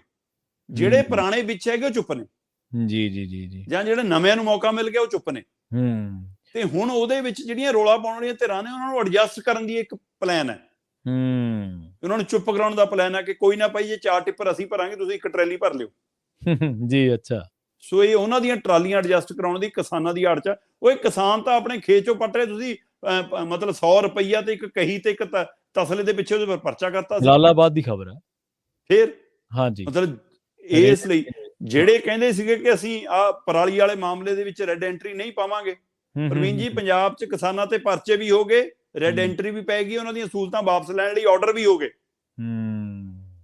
ਤੇ ਸਰਕਾਰ ਦੇ ਦੰਦ, ਹਾਥੀ ਦੇ ਦੰਦ ਖਾਣ ਦੇ ਹੋਰ ਦਿਖਾਉਣ ਦੇ ਹੋਰ, ਮਾਨ ਸਰਕਾਰ ਦੇ ਦੰਦ ਵੀ ਖਾਣ ਦੇ ਹੋਰ ਤੇ ਦਿਖਾਉਣ ਦੇ ਹੋਰ ਸਾਹਮਣੇ ਆ ਰਹੇ ਨੇ। ਆਹ ਟਰੈਕਟਰ ਟਰਾਲੀਆਂ ਵਾਲਾ ਇੱਕ ਨਵਾਂ ਡਰਾਮਾ ਹੋ ਸਕਦਾ। ਕਿਸੇ ਵੀ ਦਿਨ ਮਾਨ ਸਾਹਿਬ ਖੁਦ ਸਕਰੀਨ ਤੇ ਆ ਕੇ ਐਲਾਨ ਕਰ ਸਕਦੇ ਨੇ ਕਿ ਅਸੀਂ ਕਿਸਾਨਾਂ ਲਈ ਪ੍ਰੋਜੈਕਟ ਲੈ ਆਏ ਜੀ, ਤੁਸੀਂ ਆਪਣੀ ਮਰਜ਼ੀ ਨਾਲ ਰੇਤਾ। ਤੁਸੀਂ ਮੈਨੂੰ ਇਹ ਦੱਸੋ ਕਿ ਜਿਹੜਾ ਮਾਈਨਿੰਗ ਮਾਫੀਆ ਖੱਡਾਂ ਤੇ ਬੈਠਾ ਹੈ, ਦਰਿਆਵਾਂ ਦੇ ਕਿਨਾਰੇ ਬੈਠਾ ਹੈ, ਮਿੱਟੀ ਪੱਟ ਰਿਹਾ ਹੈ, ਰੇਤਾ ਕੱਢ ਰਿਹਾ ਹੈ, ਉਹ ਟਰਾਲੀ ਭਰਨ ਦਊਗਾ ਆਮ ਕਿਸਾਨ ਨੂੰ? ਜੀ ਬਿਲਕੁਲ। ਜਿਹੜਾ ਗੁੰਡਾ ਟੈਕਸ ਚੱਲਦਾ, ਉਹ ਟੈਕਸ ਤੋਂ, ਗੁੰਡਾ ਟੈਕਸ ਤੋਂ ਬਿਨਾਂ, ਉਹਦੀ ਅਦਾਇਗੀ ਤੋਂ ਬਿਨਾਂ ਤੁਸੀਂ ਭਰਨ ਦਓਗੇ ਟਰੈਲੀ ਕਿਸੇ ਨੂੰ? ਸਾਰਿਆਂ ਨੂੰ ਸਮਝ ਆਉਂਦੀ ਹੈ। ਸੋ ਇਹ ਇੱਕ ਨਵਾਂ ਮਾਈਨਿੰਗ ਮਾਫੀਆ ਖੜਾ ਹੋ ਰਿਹਾ ਜੀ, ਤੇ ਇਸ ਨੂੰ ਕੰਟਰੋਲ ਕਰਨ ਦੀ ਲੋੜ ਹੈ। ਲੋਕ ਸੁਚੇਤ ਰਹਿਣ। ਬਿਲਕੁਲ ਜੀ, ਬਿਲਕੁਲ। ਅਗਲੀ ਖਬਰ ਦੇ ਵੱਲ ਵਧੀਆ ਸ਼ਰਮਾ ਜੀ, ਹਰਿਆਣੇ 'ਚ ਜਿਹੜੀ ਜ਼ਿਮਨੀ ਚੋਣ ਹੋਣੀ ਸੀ, ਸ਼ਾਇਦ ਆਦਮਪੁਰ ਦੀ, ਜੇ ਮੈਂ ਗਲਤ ਨਾ ਹੋਵਾਂ, ਤੇ ਉੱਥੋਂ ਦੇ ਨਤੀਜੇ ਆ ਚੁੱਕੇ ਨੇ। ਸਵਾਲ ਇਹ ਪੈਦਾ ਹੋ ਗਿਆ ਹੁਣ ਵੱਡਾ ਕਿ ਆਮ ਆਦਮੀ ਪਾਰਟੀ, ਜਿਹਦਾ ਹਰਿਆਣੇ ਦੇ ਵਿੱਚ ਜ਼ੋਰ ਲੱਗਿਆ ਪਿਆ ਸੀ, ਪੰਜਾਬ 'ਚ ਆਉਂਦੇ ਸੀ ਹਾਂਜੀ ਪੰਜਾਬ ਮੇਂ ਪਾਣੀ ਕੀ ਕਮੀ ਹੈ, ਪਾਣੀ, ਹਰਿਆਣੇ 'ਚ ਜਾਂਦੇ ਸੀ ਹਾਂਜੀ ਪਾਣੀ ਤੋਂ ਹਰਿਆਣਾ ਕੋ ਵੀ ਚਾਹੀਏ। ਹੁਣ ਵੀ ਕਹਿੰਦੇ ਕਿ ਜੀ ਪ੍ਰਧਾਨ ਮੰਤਰੀ ਜੀ ਮੁਝੇ ਚਾय पे बुला लें तो मेरे पास इसका हल है। ਹੁਣ ਹੱਲ ਭਰਾਵਾ, ਹੁਣ ਤੇਰੇ ਕੋਲੇ ਕੀ ਹੈ ਕੇਜਰੀਵਾਲ? ਸਤਲੁਜ ਦਰਿਆ ਦਾ ਗੇਟ ਤਾਂ ਤੇਰੇ ਘਰੇ ਹੈ ਨਹੀਂਗਾ ਵੀ ਜਿਹੜਾ ਤੂੰ ਪੰਜਾਬ ਵੱਲ ਨੂੰ ਵੱਧ ਖੋਲ ਦੇਗਾ, ਤੇ ਨਾ ਹੀ ਤੇਰੇ ਘਰੇ ਹੈ ਜੀ JCB ਖੜੀ ਹੈ, ਜਾਂ ਕੋਈ ਡਾਕੂਮੈਂਟ ਪਿਆ ਜਿਹੜਾ ਸੁਪਰੀਮ ਕੋਰਟ 'ਚ ਜਾ ਕੇ ਇਹਨਾਂ ਕੇਸਾਂ ਨੂੰ ਕਰੇ, ਜਾਂ JCB ਜਿਹੜੀ ਉਹ ਢਾਹ ਦੇਵੇ SYL ਨੂੰ। ਸਵਾਲ ਮੇਰਾ ਇਹ ਸੀਗਾ ਸ਼ਰਮਾ ਜੀ ਕਿ ਆਮ ਆਦਮੀ ਪਾਰਟੀ ਦਾ ਜਿਹੜਾ ਹਰਿਆਣੇ ਦੇ ਵਿੱਚ ਫਲॉप ਸ਼ੋ ਹੋਇਆ, ਤੇ ਹਿਮਾਚਲ 'ਚ ਕੀ ਬਣੂਗਾ ਇਹਨਾਂ ਦਾ? ਪ੍ਰਵੀਨ ਜੀ, ਆਦਮਪੁਰ ਦੀ ਜ਼ਿਮਨੀ ਚੋਣ ਜੀ ਹਰਿਆਣਾ 'ਚ ਹੋਣ ਵਾਲੀਆਂ 2024 ਦੀਆਂ ਆਮ ਜਿਹੜੀਆਂ ਵਿਧਾਨ ਸਭਾ ਚੋਣਾਂ ਨੇ, ਉਹਦਾ ਸੈਮੀਫਾਈਨਲ ਵਜੋਂ ਵੇਖਿਆ ਜਾ ਰਿਹਾ ਸੀ। ਠੀਕ ਹੈ, ਆਪਣੇ ਆਪ ਨੂੰ ਤੋਲਣ ਦੀ ਕੋਸ਼ਿਸ਼ ਵੀ ਸੀ। ਬੇਸ਼ੱਕ ਵੋਟਾਂ ਦੀ ਗਿਣਤੀ ਮਿਣਤੀ ਦੇ ਹਿਸਾਬ ਨਾਲ ਭਾਜਪਾ ਉਮੀਦਵਾਰ ਉੱਥੋਂ ਬੱਬਿਆ ਬਿਸ਼ਨੋਈ ਜਿੱਤ ਗਿਆ ਜੀ, ਪਰ ਸਹੀ ਮਾਇਨੇ ਦੇ ਵਿੱਚ ਲੋਕ ਫਤਵੇ ਨੇ, ਲੋਕਾਂ ਦੇ ਵੋਟਾਂ ਨੇ ਸਾਰੀਆਂ ਪਾਰਟੀਆਂ ਨੂੰ ਸ਼ੀਸ਼ਾ ਵਿਖਾਇਆ, ਸਾਰੀਆਂ ਪਾਰਟੀਆਂ ਨੂੰ ਹਾਰ ਦਿੱਤੀ ਆ। ਪ੍ਰਵੀਨ ਜੀ, ਕੁਲਦੀਪ ਬਿਸ਼ਨੋਈ ਦਾ ਮੁੰਡਾ ਬੱਬਿਆ ਬਿਸ਼ਨੋਈ ਜੀ ਭਾਜਪਾ ਵੱਲੋਂ ਉਮੀਦਵਾਰ ਬਣਿਆ, ਕਿਉਂਕਿ ਕੁਲਦੀਪ ਬਿਸ਼ਨੋਈ ਕਾਂਗਰਸ ਦੇ ਵਿੱਚ ਪ੍ਰਧਾਨਗੀ ਚਾਹੁੰਦਾ ਸੀ, ਜੀ ਜੀ। ਤੇ ਰਾਹੁਲ ਗਾਂਧੀ ਨੇ ਉਹਨੂੰ ਪ੍ਰਧਾਨਗੀ ਦੇਣ ਦੀ ਬਜਾਏ ਹੁੱਡੇ ਦੇ ਇੱਕ ਚਹੇਤੇ ਬੰਦੇ ਨੂੰ ਪ੍ਰਧਾਨਗੀ ਦੇ ਦਿੱਤੀ। ਤੇ ਉਸ ਗੱਲ ਤੋਂ ਨਾਰਾਜ਼ ਹੋ ਕੇ ਕੁਲਦੀਪ ਬਿਸ਼ਨੋਈ ਜਿਹੜਾ MLA ਸੀ ਉੱਥੋਂ, ਭਜਨ ਲਾਲ ਦਾ ਮੁੰਡਾ, ਉਹ ਜਾ ਕੇ BJP 'ਚ ਸ਼ਾਮਲ ਹੋ ਗਿਆ। ਤੇ BJP ਵੱਲੋਂ ਉਹਨੂੰ ਇਹ ਲੱਗਦਾ ਸੀ ਕਿ ਸ਼ਾਇਦ ਮੈਂ ਜਿੱਤਾਂ ਨਾ ਇਸ ਵਾਰ, ਤੇ ਇਸ ਲਈ ਉਹਨੇ ਆਪ ਚੋਣ ਲੜਨ ਦੀ ਬਜਾਏ ਆਪਣੇ ਮੁੰਡੇ ਨੂੰ ਮੂਹਰੇ ਕੀਤਾ ਜੀ। ਤੇ ਮੁੰਡੇ ਨੂੰ ਚੋਣ ਲੜਾਈ। ਇਹ ਉਹ ਗੜ੍ਹ ਹੈ ਜਿੱਥੋਂ ਭਜਨ ਲਾਲ ਜਿੱਤਦੇ ਰਹੇ, ਜਿੱਥੋਂ ਕੁਲਦੀਪ ਬਿਸ਼ਨੋਈ ਜਿੱਤਦਾ ਰਿਹਾ, ਜਿੱਥੋਂ ਕੁਲਦੀਪ ਬਿਸ਼ਨੋਈ ਦੀ ਪਤਨੀ ਵੀ ਜਿੱਤੀ, ਜਿੱਥੋਂ ਹੁਣ ਇਹ ਪੋਤਾ ਵੀ ਜਿੱਤਿਆ। ਸੋ ਤੀਜੀ ਪੀੜ੍ਹੀ ਤੱਕ ਆਏ। ਪ੍ਰਵੀਨ ਜੀ, ਕਿਸੇ ਸਮੇਂ ਭਜਨ ਲਾਲ ਆਪਣੇ ਦਮ ਤੇ ਸੀਟ 71,000 ਦੇ ਫਰਕ ਨਾਲ ਜਿੱਤਦਾ ਰਿਹਾ। ਕਿਆ ਬਾਤ ਹੈ। ਤੇ ਅੱਜ 15,000 ਦੇ ਫਰਕ ਨਾਲ ਜਿੱਤੀ ਆ ਸੀਟ ਉਹਨਾਂ ਦੇ ਤੀਜੀ ਪੀੜ੍ਹੀ ਨੇ। ਤੇ ਜਿੱਤੀ ਕੁਲਦੀਪ ਬਿਸ਼ਨੋਈ ਦਾ ਆਪਣਾ ਖੇਤਰ ਜੀ, ਨਿੱਜੀ ਵੋਟ ਬੈਂਕ, ਪੀੜ੍ਹੀ ਦਰ ਪੀੜ੍ਹੀ ਕਬਜ਼ਾ, BJP ਨਾਲ ਜੀ, ਜਜਪਾ ਨਾਲ, ਸਰਕਾਰ ਨਾਲ, ਤੰਤਰ ਨਾਲ, ਪੈਸਾ ਨਾਲ, ਪ੍ਰਸ਼ਾਸਨ ਨਾਲ, ਤਾਂ ਵੀ ਜਿੱਤ 15,000 ਦੀ। ਤੇ ਖੱਟਰ ਸਾਹਿਬ ਕਹਿੰਦੇ ਜੀਤ ਤੋਂ ਜੀਤ ਹੋਤੀ ਹੈ। ਚਲੋ, ਸੀਟ ਇਹ ਕਾਂਗਰਸ ਦੀ ਸੀ ਜੀ। ਕਾਂਗਰਸ ਦੀ ਸੀਟ ਤੋਂ ਅਸਤੀਫਾ ਦੇ ਕੇ ਬੰਦਾ ਉਧਰ ਗਿਆ ਸੀ। ਉਹਦੇ ਬਾਵਜੂਦ ਕਾਂਗਰਸ ਦੀ ਹਾਰ, ਇਹਦਾ ਮਤਲਬ ਕਾਂਗਰਸ ਅਜੇ ਵੀ ਪੈਰਾਂ ਸਿਰ ਹੋਣ ਬਾਰੇ ਸੋਚੇ ਨਾ, ਅਜੇ ਵੀ ਲੋਕ ਉਹਨੂੰ ਮੂੰਹ ਨਹੀਂ ਲਾ ਰਹੇ। ਉਹ ਤੋਂ ਥੱਲੇ ਅਨੈਲੋ ਜੀ, ਤੇ ਅਨੈਲੋ ਤੋਂ ਥੱਲੇ ਆਮ ਆਦਮੀ ਪਾਰਟੀ 3420 ਵੋਟਾਂ। ਅੱਛਾ, ਕੁੱਲ 3420 ਵੋਟਾਂ ਪਈਆਂ ਨੇ ਆਮ ਆਦਮੀ ਪਾਰਟੀ ਦੇ ਉਮੀਦਵਾਰ ਨੂੰ। ਭਾਜਪਾ ਵੱਲੋਂ ਤੋੜ ਕੇ ਲਿਆਂਦਾ ਪੁਰਾਣਾ ਘਾਗ ਲੀਡਰ ਹੈ ਜੀ ਸਾਡਾ, ਦੇਖੋ ਜੀ ਕਿੱਡਾ ਵੱਡਾ ਲੀਡਰ ਤੋੜ ਲਿਆਂਦਾ। ਰੋਡ ਸ਼ੋਅ ਭਗਵੰਤ ਮਾਨ ਜੀ ਕਰ ਰਹੇ ਨੇ ਉੱਥੇ, ਪੂਰਾ ਪੰਜਾਬ ਦੀ ਸਾਰੀ ਕੈਬਨਿਟ ਉੱਥੇ ਭੇਜੀ ਆ। ਉੱਥੇ ਵੀ 1000 ਰੁਪਏ ਵਾਲਾ ਵਾਅਦਾ, ਉੱਥੇ ਵੀ ਸਾਰੀਆਂ ਸਹੂਲਤਾਂ, ਬਿਜਲੀ ਮੁਫਤ, ਇਹ ਕਰ ਦਿਆਂਗੇ। ਆ ਇੱਕ ਵਾਰ ਜਿੱਤ ਕੇ ਤੁਸੀਂ ਬਸ 24 ਲਈ ਰਾਹ ਖੋਲ ਦਿਓ। ਇਹ ਹੁਣ ਫਲੋਪ ਸ਼ੋਅ ਹੈ ਜੀ। 3420 ਵੋਟਾਂ ਮਤਲਬ ਮੁਕਾਬਲੇ 'ਚ ਤਾਂ ਕਿਤੇ ਦਿਖਦੇ। ਜ਼ਮਾਨਤ ਸਿਰਫ ਕਾਂਗਰਸੀ ਉਮੀਦਵਾਰ ਦੀ ਬਚੀ ਹੈ ਜੀ, ਬਾਕੀ ਇਹਨਾਂ ਦੇ ਸਭ ਦੀਆਂ ਜ਼ਮਾਨਤਾਂ ਜ਼ਬਤ ਨੇ। ਸੋ ਇਹ ਫਲੋਪ ਸ਼ੋਅ ਤੁਹਾਨੂੰ ਹਿਮਾਚਲ ਦੇ ਵਿੱਚ ਪੂਰੀ ਫਿਲਮ ਦੇ ਰੂਪ 'ਚ ਨਜ਼ਰ ਆਏਗਾ। ਹਾਂ, ਗੁਜਰਾਤ ਦੇ ਵਿੱਚ ਕਿਸ ਕਦਰ ਮੁਕਾਬਲੇ 'ਚ ਨੇ। ਗੁਜਰਾਤ ਬਹੁਤ ਦੂਰ ਤੱਕ ਜਾਂਦਾ, ਗੁਜਰਾਤ ਤੱਕ ਸੁਨੇਹਾ ਇਹਦਾ ਜਾਂਦਾ ਕਿ ਨਹੀਂ ਜਾਂਦਾ, ਪਰ BJP ਵਾਲੀ ਲੀਡਰਸ਼ਿਪ, ਆਦਮਪੁਰ ਵਾਲੀ, ਇਹਨਾਂ ਦੀ ਹਾਰ ਦਾ ਸੁਨੇਹਾ ਵੀ ਉੱਥੇ ਢੰਡੋਰਾ ਪਿੱਟ ਕੇ ਗਾਉਣ ਦੀ ਕੋਸ਼ਿਸ਼ ਕਰੂਗੀ, ਇਹ 'ਚ ਕੋਈ ਦੋ ਰਾਏ ਨਹੀਂ ਗੀ। ਪਰ ਉੱਥੇ ਇਹਨਾਂ ਨੇ ਘੇਰਾਬੰਦੀ ਕੀਤੀ ਆ, ਉੱਥੇ ਭਾਜਪਾ ਲਈ ਚੁਣੌਤੀ ਬਣ ਕੇ ਉੱਭਰੀ ਆਮ ਆਦਮੀ ਪਾਰਟੀ ਗੁਜਰਾਤ 'ਚ। ਪਰ ਹਰਿਆਣੇ ਵਾਲਾ, ਆਦਮਪੁਰ ਵਾਲਾ ਫਲੋਪ ਸ਼ੋਅ ਤੁਹਾਨੂੰ ਹਿਮਾਚਲ 'ਚ ਨਜ਼ਰ ਆ ਜਾਊਗਾ। ਉੱਥੇ ਇਹਨਾਂ ਦੇ ਪੈਰ ਲੱਗਦੇ ਬਿਲਕੁਲ ਨਜ਼ਰ ਨਹੀਂ ਆਉਂਦੇ। ਜੇ 1 ਜਾਂ 2 ਸੀਟ ਆ ਗਈ ਤਾਂ ਉਹ ਵੀ ਬਹੁਤ ਵੱਡਾ ਤੋਹਫਾ ਹੋ ਸਕਦਾ ਇਹਨਾਂ ਦਾ। ਤੇ ਤੁਸੀਂ ਇੱਥੇ ਪੰਜਾਬ 'ਚ ਦੇਖ ਲਓ ਸ਼ਰਮਾ ਜੀ, 4 ਸੀਟਾਂ ਉਦੋਂ ਆਈਆਂ ਜਦੋਂ ਕੁਝ ਵੀ ਨਹੀਂ ਸੀ ਦੇਸ਼ ਭਰ ਦੇ ਵਿੱਚ। ਬਿਲਕੁਲ, ਇੱਥੇ ਪਹਿਲੀ ਵਾਰ ਅਪੋਜੀਸ਼ਨ 'ਚ ਪਾਰਟੀ ਆ ਗਈ, 92 ਸੀਟਾਂ ਫੇਰ ਮਿਲ ਗਈਆਂ। ਤੇ 92 ਜਿੱਤਦੇ ਹੀ MP ਹਾਰ ਗਏ। ਹਾਂਜੀ, 92 ਸੀਟਾਂ ਜਿੱਤਦੇ ਹੀ ਚੰਦ ਮਹੀਨੇ ਵੀ ਨਹੀਂ ਹੋਏ ਸੀ, ਮੇਰੇ ਖਿਆਲ 3-4 ਮਹੀਨਿਆਂ ਦੀ ਗੱਲ ਹੈ। ਬਿਲਕੁਲ। ਸਿਮਣੀ ਜਿਹੜੀ ਲੋਕ ਸਭਾ ਵਾਲੀ ਸੀ, ਆਪਦੀ ਸੀਟ ਮਾਨ ਸਾਹਿਬ ਦੀ, ਜਿੱਥੋਂ 2 ਵਾਰੀ ਉਹਨਾਂ ਨੇ MP ਬਣੇ ਨੇ, ਔਰ ਉਹ ਸੀਟ ਨੇ ਮਾਨ ਸਾਹਿਬ ਦਾ ਇੱਕ ਬਹੁਤ ਵੱਡਾ ਵਕਾਰ ਬਣਾਇਆ ਸਿਆਸਤ ਦੇ। ਬਿਲਕੁਲ, ਬਹੁਤ ਵੱਡਾ ਰੁਤਬਾ, ਉੱਥੋਂ ਹੀ ਮੁੱਖ ਮੰਤਰੀ ਦਾ ਰਾਹ ਨਿਕਲਿਆ ਨਾ, ਤੇ ਉਹ ਸੀਟ ਵੀ ਬਰਕਰਾਰ ਨਹੀਂ ਰੱਖੀ ਗਈ। ਖੈਰ, ਆਪਾਂ ਅਗਲੀ ਖਬਰ ਦੇ ਵੱਲ ਵਧੀਏ। ਜਾਂਦੇ ਗੱਲ ਕਰੀਏ ਸਿਟੀ ਬਿਊਟੀਫੁਲ ਦੀ। ਚੰਡੀਗੜ੍ਹ ਦੇ ਉੱਤੇ ਗਾਣੇ ਬੜੇ ਬਣਦੇ ਸ਼ਰਮਾ ਜੀ, ਪਰ ਚੰਡੀਗੜ੍ਹ ਦਾ ਇੱਕ ਜਿਹੜਾ ਦੂਜਾ ਪਾਸਾ ਉਹ ਇਹ ਹੈ ਕਿ ਜਿਹੜਾ ਵੀ ਬੰਦਾ ਚੰਡੀਗੜ੍ਹ 'ਚ ਗਿਆ, ਚਾਹੇ ਉਹ ਕਿਸੇ ਟੈਸਟ ਦੀ ਤਿਆਰੀ ਕਰਨ ਗਿਆ, ਚਾਹੇ ਉਹ ਪੜ੍ਹਨ ਗਿਆ PU ਦੇ ਵਿੱਚ, ਚਾਹੇ ਉਹਨੇ ਕੋਈ ਖੇਡਾਂ ਦੇ ਤੌਰ 'ਤੇ ਕਿਸੇ ਫੀਲਡ ਨੂੰ ਚੁਣਿਆ, ਕਿਸੇ ਕਰੀਅਰ ਨੂੰ ਚੁਣਿਆ, ਕਿਸੇ ਵੀ ਤਰ੍ਹਾਂ ਦੀ ਕੋਈ ਬੈਂਕਿੰਗ ਦੀ ਤਿਆਰੀ ਕਰਨ ਗਿਆ, ਕੋਈ ਵੀ ਸ਼ਿੱਦਤ ਦੇ ਨਾਲ ਜਿਹੜਾ ਬੰਦਾ ਵੀ ਚੰਡੀਗੜ੍ਹ ਗਿਆ ਉਹ ਖਾਲੀ ਹੱਥ ਨਹੀਂ ਮੁੜਿਆ। ਬਹੁਤ ਸਾਰੀਆਂ ਉਦਾਹਰਨਾਂ ਨੇ। ਆਮ ਘਰਾਂ ਦੇ ਧੀਆਂ ਪੁੱਤ ਚੰਗੇ ਅਫਸਰ ਬਣਦੇ ਮੈਂ ਵੇਖੇ ਆ, ਚੰਗੇ ਖਿਡਾਰੀ ਬਣਦੇ ਵੇਖੇ ਆ, ਮੋਹਾਲੀ ਕੇ ਉਸੇ ਗਰਾਊਂਡ 'ਚ ਪ੍ਰੈਕਟਿਸ ਕਰਦੇ, ਉਸੇ ਹੀ ਦੇਸ਼ ਵੱਲੋਂ ਖੇਡਦੇ ਵੇਖੇ ਆ ਕਈ ਕਰੈਕਟਰ ਜਿਹੜੇ ਨੇ। ਸ਼ੁਭਮ ਗਿੱਲ ਉਹਨਾਂ ਦੇ ਵਿੱਚੋਂ ਇੱਕ ਹੈ, ਜਿਹੜਾ ਪੰਜਾਬ ਦੇ ਉਹ ਜਲਾਲਾਬਾਦ ਜਮਾਂ ਪਾਕਿਸਤਾਨ ਬਿਲਕੁਲ ਇਸ ਟਾਈਮ ਉਹ ਮੁੰਡਾ ਚੰਗਾ ਖੇਡ ਰਿਹਾ। ਹੁਣ ਸਿਟੀ ਬਿਊਟੀਫੁਲ ਦੇ ਬਾਰੇ ਖਬਰ ਇਹ ਆ ਰਹੀ ਹੈ ਸ਼ਰਮਾ ਜੀ, ਵੀ ਜਿਹੜੇ ਚੰਡੀਗੜ੍ਹ ਦੇ ਵਿੱਚ ਸਿਟੀ ਬਿਊਟੀਫੁਲ ਹੈ ਜਿਹੜਾ, ਉਹ ਮਰੀਜ਼ ਸਿਟੀ ਬਣ ਗਿਆ। ਕਾਰਨ ਇਹ ਹੈ ਕਿ ਪੰਜਾਬ ਦੇ ਨਾਲੋਂ ਚੰਡੀਗੜ੍ਹ ਦੇ ਵਿੱਚ ਫੇਫੜਿਆਂ ਦੇ ਤੇ ਕੈਂਸਰ ਦੇ ਮਰੀਜ਼ ਵੱਧ ਗਏ ਆ ਜੀ। ਬਿਲਕੁਲ ਪ੍ਰਵੀਨ ਜੀ, ਮਤਲਬ ਜਦੋਂ ਚੰਡੀਗੜ੍ਹ ਤੁਸੀਂ ਖਰੜ ਵਾਲੇ ਪਾਸਿਓਂ ਦਾਖਲ ਹੋ ਜਾਓ, ਮੋਹਾਲੀ ਖਰੜ ਵਾਲੇ ਪਾਸਿਓਂ ਚੰਡੀਗੜ੍ਹ 'ਚ ਦਾਖਲ ਹੋ ਜਾਓ, ਤੁਸੀਂ ਨਿਊ ਚੰਡੀਗੜ੍ਹ ਵਾਲੇ ਪਾਸਿਓਂ ਦਾਖਲ ਹੋ ਜਾਓ, ਮੁੱਲਾਂਪੁਰ ਕੰਨੀਓ, ਤੁਸੀਂ ਜੀਰਕਪੁਰ ਵਾਲੇ ਪਾਸਿਓਂ ਦਾਖਲ ਹੋ ਜਾਓ ਚੰਡੀਗੜ੍ਹ 'ਚ, ਤੁਸੀਂ ਉਧਰੋਂ ਪੰਚਕੂਲੇ ਵਾਲੇ ਪਾਸਿਓਂ ਦਾਖਲ ਹੋ ਜਾਓ। ਜਦੋਂ ਚੰਡੀਗੜ੍ਹ 'ਚ ਦਾਖਲ ਹੁੰਦੇ ਹੋ, ਤੁਹਾਨੂੰ ਆਪਣੇ ਆਪ ਫਿਜ਼ਾ ਬਦਲੀ ਹੋਈ ਨਜ਼ਰ ਆਉਂਦੀ ਹੈ। ਦਰਖਤ ਤੇ ਦਰਖਤ ਨਜ਼ਰ ਆਉਣ ਲੱਗ ਜਾਂਦੇ ਨੇ, ਸੜਕਾਂ ਸਾਫ਼ ਚੌੜੀਆਂ ਨਜ਼ਰ ਆਉਣ ਲੱਗ ਜਾਂਦੀਆਂ ਨੇ, ਹਰ ਘਰ ਦੇ ਬਾਹਰ ਗਮਲੇ, ਬੂਟੇ, ਮਤਲਬ ਬੜਾ ਹਰਿਆਲੀ ਭਰਿਆ ਸ਼ਹਿਰ ਨਜ਼ਰ ਆਉਂਦਾ, ਬਿਊਟੀਫੁਲ ਸਿਟੀ ਵੀ ਇਸੇ ਲਿਖਿਆ ਜਾਂਦਾ, ਝੀਲਾਂ ਵੀ ਨੇ ਇੱਥੇ, ਲੋਕ ਸਫਾਈ ਵੀ ਹੈ, ਹਰ ਗਲੀ 'ਚ ਮਤਲਬ 3-3 4-4 ਪਾਰਕ ਨੇ। ਸੋ ਉਹਦੇ ਨਾਲ ਲੱਗਦਾ ਕਿ ਇੱਥੇ ਇੰਨੀ ਹਰਿਆਲੀ ਹੈ, ਇੰਨੀ ਸਫਾਈ ਹੈ, ਤਾਂ ਇੱਥੇ ਬਿਮਾਰੀ ਦਾ ਕੀ ਕੰਮ ਜੀ। ਪਰ ਹੁਣ ਅੰਕੜੇ ਜਿਹੜੇ ਇੱਕ ਸਰਵੇ ਰਿਪੋਰਟ ਸਾਹਮਣੇ ਆਈ ਹੈ, ਉਸ ਨੇ ਦੱਸਿਆ ਕਿ ਚੰਡੀਗੜ੍ਹ ਦੇ ਵਿੱਚ ਇਸ ਮੌਕੇ ਸਭ ਤੋਂ ਵੱਧ ਫੇਫੜਿਆਂ ਦੇ ਮਰੀਜ਼ ਜੀ ਔਰ ਕੈਂਸਰ ਦੇ ਮਰੀਜ਼ ਪੰਜਾਬ ਦੀ ਔਸਤ ਨਾਲੋਂ ਵੱਧਦੇ ਜਾ ਰਹੇ ਨੇ। ਠੀਕ ਹੈ। ਪ੍ਰਵੀਨ ਜੀ, ਮਤਲਬ ਬਹੁਤ ਛੋਟਾ ਜਿਹਾ ਸ਼ਹਿਰ ਹੈ, ਇੱਕ ਪਾਸਿਓਂ ਦੂਏ ਪਾਸੇ ਜਾਣ ਲਈ 8 ਕਿਲੋਮੀਟਰ ਦਾ ਦਾਇਰਾ, ਇੱਕ ਐਂਡ ਤੋਂ ਦੂਆ ਐਂਡ ਚੰਡੀਗੜ੍ਹ ਦਾ ਜਿੱਧਰੋਂ ਮਰਜ਼ੀ ਚੱਲ ਜਾਓ 8 ਕਿਲੋਮੀਟਰ ਪੈਂਦਾ। ਹਾਂਜੀ ਸੋ ਇਸ ਲਈ 8 ਕਿਲੋਮੀਟਰ ਦੇ ਦਾਇਰੇ ਦੇ ਵਿੱਚ ਕੱਲ ਹੀ ਮੈਨੂੰ ਪਤਾ ਲੱਗਿਆ ਕਿ ਪੈਟਰੋਲ ਵਾਲੇ ਜਿਹੜੇ 2 ਵੀਲਰ ਨੇ ਉਹ ਲਿਮਟ ਤੋਂ ਕਈ ਗੁਣਾ ਵੱਧ ਗਏ। ਠੀਕ ਹੈ। ਕਾਰਾਂ ਗੱਡੀਆਂ ਮਤਲਬ ਇੱਕ ਘਰ ਦੇ ਵਿੱਚ 3 ਫਲੋਰ ਬਣੇ ਨੇ ਤੇ 6 ਤੋਂ ਘੱਟ ਤਾਂ ਗੱਡੀਆਂ ਕਿਸੇ ਘਰ ਮੂਹਰੇ ਹੈ ਹੀ ਨਹੀਂ। ਸੋ ਡੀਜ਼ਲ ਗੱਡੀਆਂ, ਪੈਟਰੋਲ ਗੱਡੀਆਂ, ਏਸੀ, ਛੋਟਾ ਸ਼ਹਿਰ ਹੈ, ਟ੍ਰੈਫਿਕ ਮਤਲਬ ਕਿ ਬਹੁਤ, ਹੁਣ ਦਿੱਲੀ ਵਾਂਗ ਜਾਮ ਲੱਗਣ ਲੱਗ ਗਿਆ, ਜ਼ਿਆਦਾ ਗੱਡੀਆਂ ਹੋਣ ਦਾ ਨਤੀਜਾ, ਔਰ ਛੋਟੇ ਦਾਇਰੇ ਦੇ ਵਿੱਚ ਬਹੁਤ ਜ਼ਿਆਦਾ ਸਮੋਕਿੰਗ ਕਰਨ ਦੇ ਆਦੀ ਲੋਕਾਂ ਦਾ ਹੋਣਾ। ਇਹ 2 ਪਹਿਲੂ ਵੱਡੇ ਉੱਪਰ ਕੇ ਆਏ, ਜਿਹਦਾ ਨਤੀਜਾ ਹੈ ਕਿ ਇੱਥੇ ਕੈਂਸਰ ਦੇ ਮਰੀਜ਼, ਫੇਫੜਿਆਂ ਦੇ ਮਰੀਜ਼, ਹੋਰ ਚੀਜ਼ਾਂ ਦੇ ਮਰੀਜ਼ ਲਗਾਤਾਰ ਗਿਣਤੀ ਵੱਧ ਰਹੀ ਆ। ਇਹਦੇ ਵਿੱਚ ਮੈਂ ਦੇਖ ਰਿਹਾ ਸੀਗਾ, ਕੁਝ ਅੰਕੜੇ ਆ ਰਹੇ ਸੀਗੇ ਕਿ ਫੇਫੜਿਆਂ ਦੇ 12% ਤੋਂ ਵੱਧ ਮਰੀਜ਼ ਨੇ ਇੱਥੇ, 13% ਦੇ ਕਰੀਬ ਮਰੀਜ਼ ਇਕੱਲੇ ਫੇਫੜਿਆਂ ਦੇ ਨੇ। ਇਸੇ ਤਰ੍ਹਾਂ ਵੱਖੋ-ਵੱਖ ਬਿਮਾਰੀਆਂ, ਕੋਈ 10% ਆ, ਕੋਈ 5% ਆ, ਕੋਈ 4% ਆ, ਕੋਈ 9% ਹੈ। ਸੋ 13% ਦੇ ਕਰੀਬ ਚੰਡੀਗੜ੍ਹ ਦੀ ਆਬਾਦੀ ਦੇ ਹਵਾਲੇ ਨਾਲ ਕਹਿੰਦੇ 13% ਦੇ ਮਰੀਜ਼ ਲੋਕ ਫੇਫੜਿਆਂ ਦੇ ਮਰੀਜ਼ ਨੇ, ਜਦੋਂ ਕਿ ਪੰਜਾਬ ਦੀ ਗਿਣਤੀ ਹੈ 7.8% ਦੇ ਕਰੀਬ ਬਣਦੀ ਆ।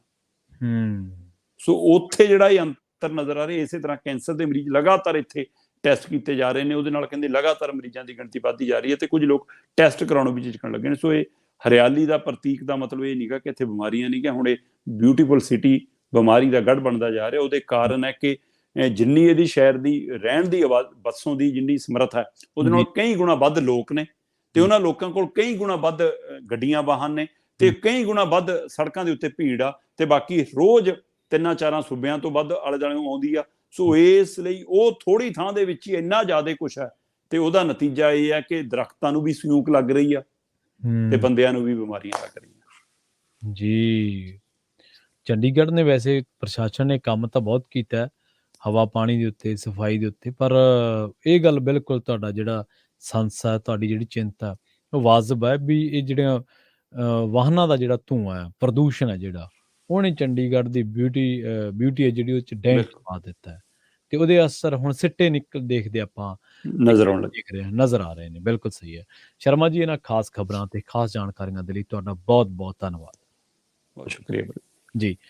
ਸੋ ਪ੍ਰੋਗਰਾਮ ਖਬਰ ਤੇ ਨਜ਼ਰ ਦੇ ਵਿੱਚ ਆਪਣੇ ਨਾਲ ਜੁੜੇ ਸਨ ਪੰਜਾਬ ਤੋਂ ਪੱਤਰਕਾਰ ਦੀਪਕ ਸ਼ਰਮਾ ਚਨਾਰਥਲ ਜੀ। ਦੀਪਕ ਸ਼ਰਮਾ ਚਨਾਰਥਲ ਜੀ ਨਾਲ ਆਪਾਂ ਕਈ ਅਹਿਮ ਖਬਰਾਂ ਨੂੰ ਲੈ ਕੇ ਚਰਚਾ ਕੀਤੀ ਹੈ। ਪੱਤਰਕਾਰੀ ਦੇ ਨਾਲ ਦੀਪਕ ਸ਼ਰਮਾ ਜੀ ਐਕਟਿਵਿਸਟ ਵੀ ਨੇ, ਕਈ ਪੰਜਾਬ ਦੇ ਭਖਦੇ ਮੁੱਦਿਆਂ ਨੂੰ ਲੈ ਕੇ ਜ਼ਮੀਨ ਤੇ ਸਰਗਰਮੀਆਂ ਕਰਦੇ ਨੇ, ਪੰਜਾਬ ਦੇ ਪਾਣੀਆਂ ਦੇ ਮਸਲੇ ਨੂੰ ਲੈ ਕੇ, ਕਿਸਾਨੀ ਦੇ ਮਸਲੇ ਨੂੰ ਲੈ ਕੇ, ਬੇਰੁਜ਼ਗਾਰੀ ਦੇ ਮਸਲੇ ਨੂੰ ਲੈ ਕੇ ਜਿੱਥੇ ਬੋਲਦੇ ਨੇ ਉੱਥੇ ਸੰਘਰਸ਼ਾਂ ਦੇ ਵਿੱਚ ਕੁੱਦ ਵੀ ਪੈਂਦੇ ਨੇ।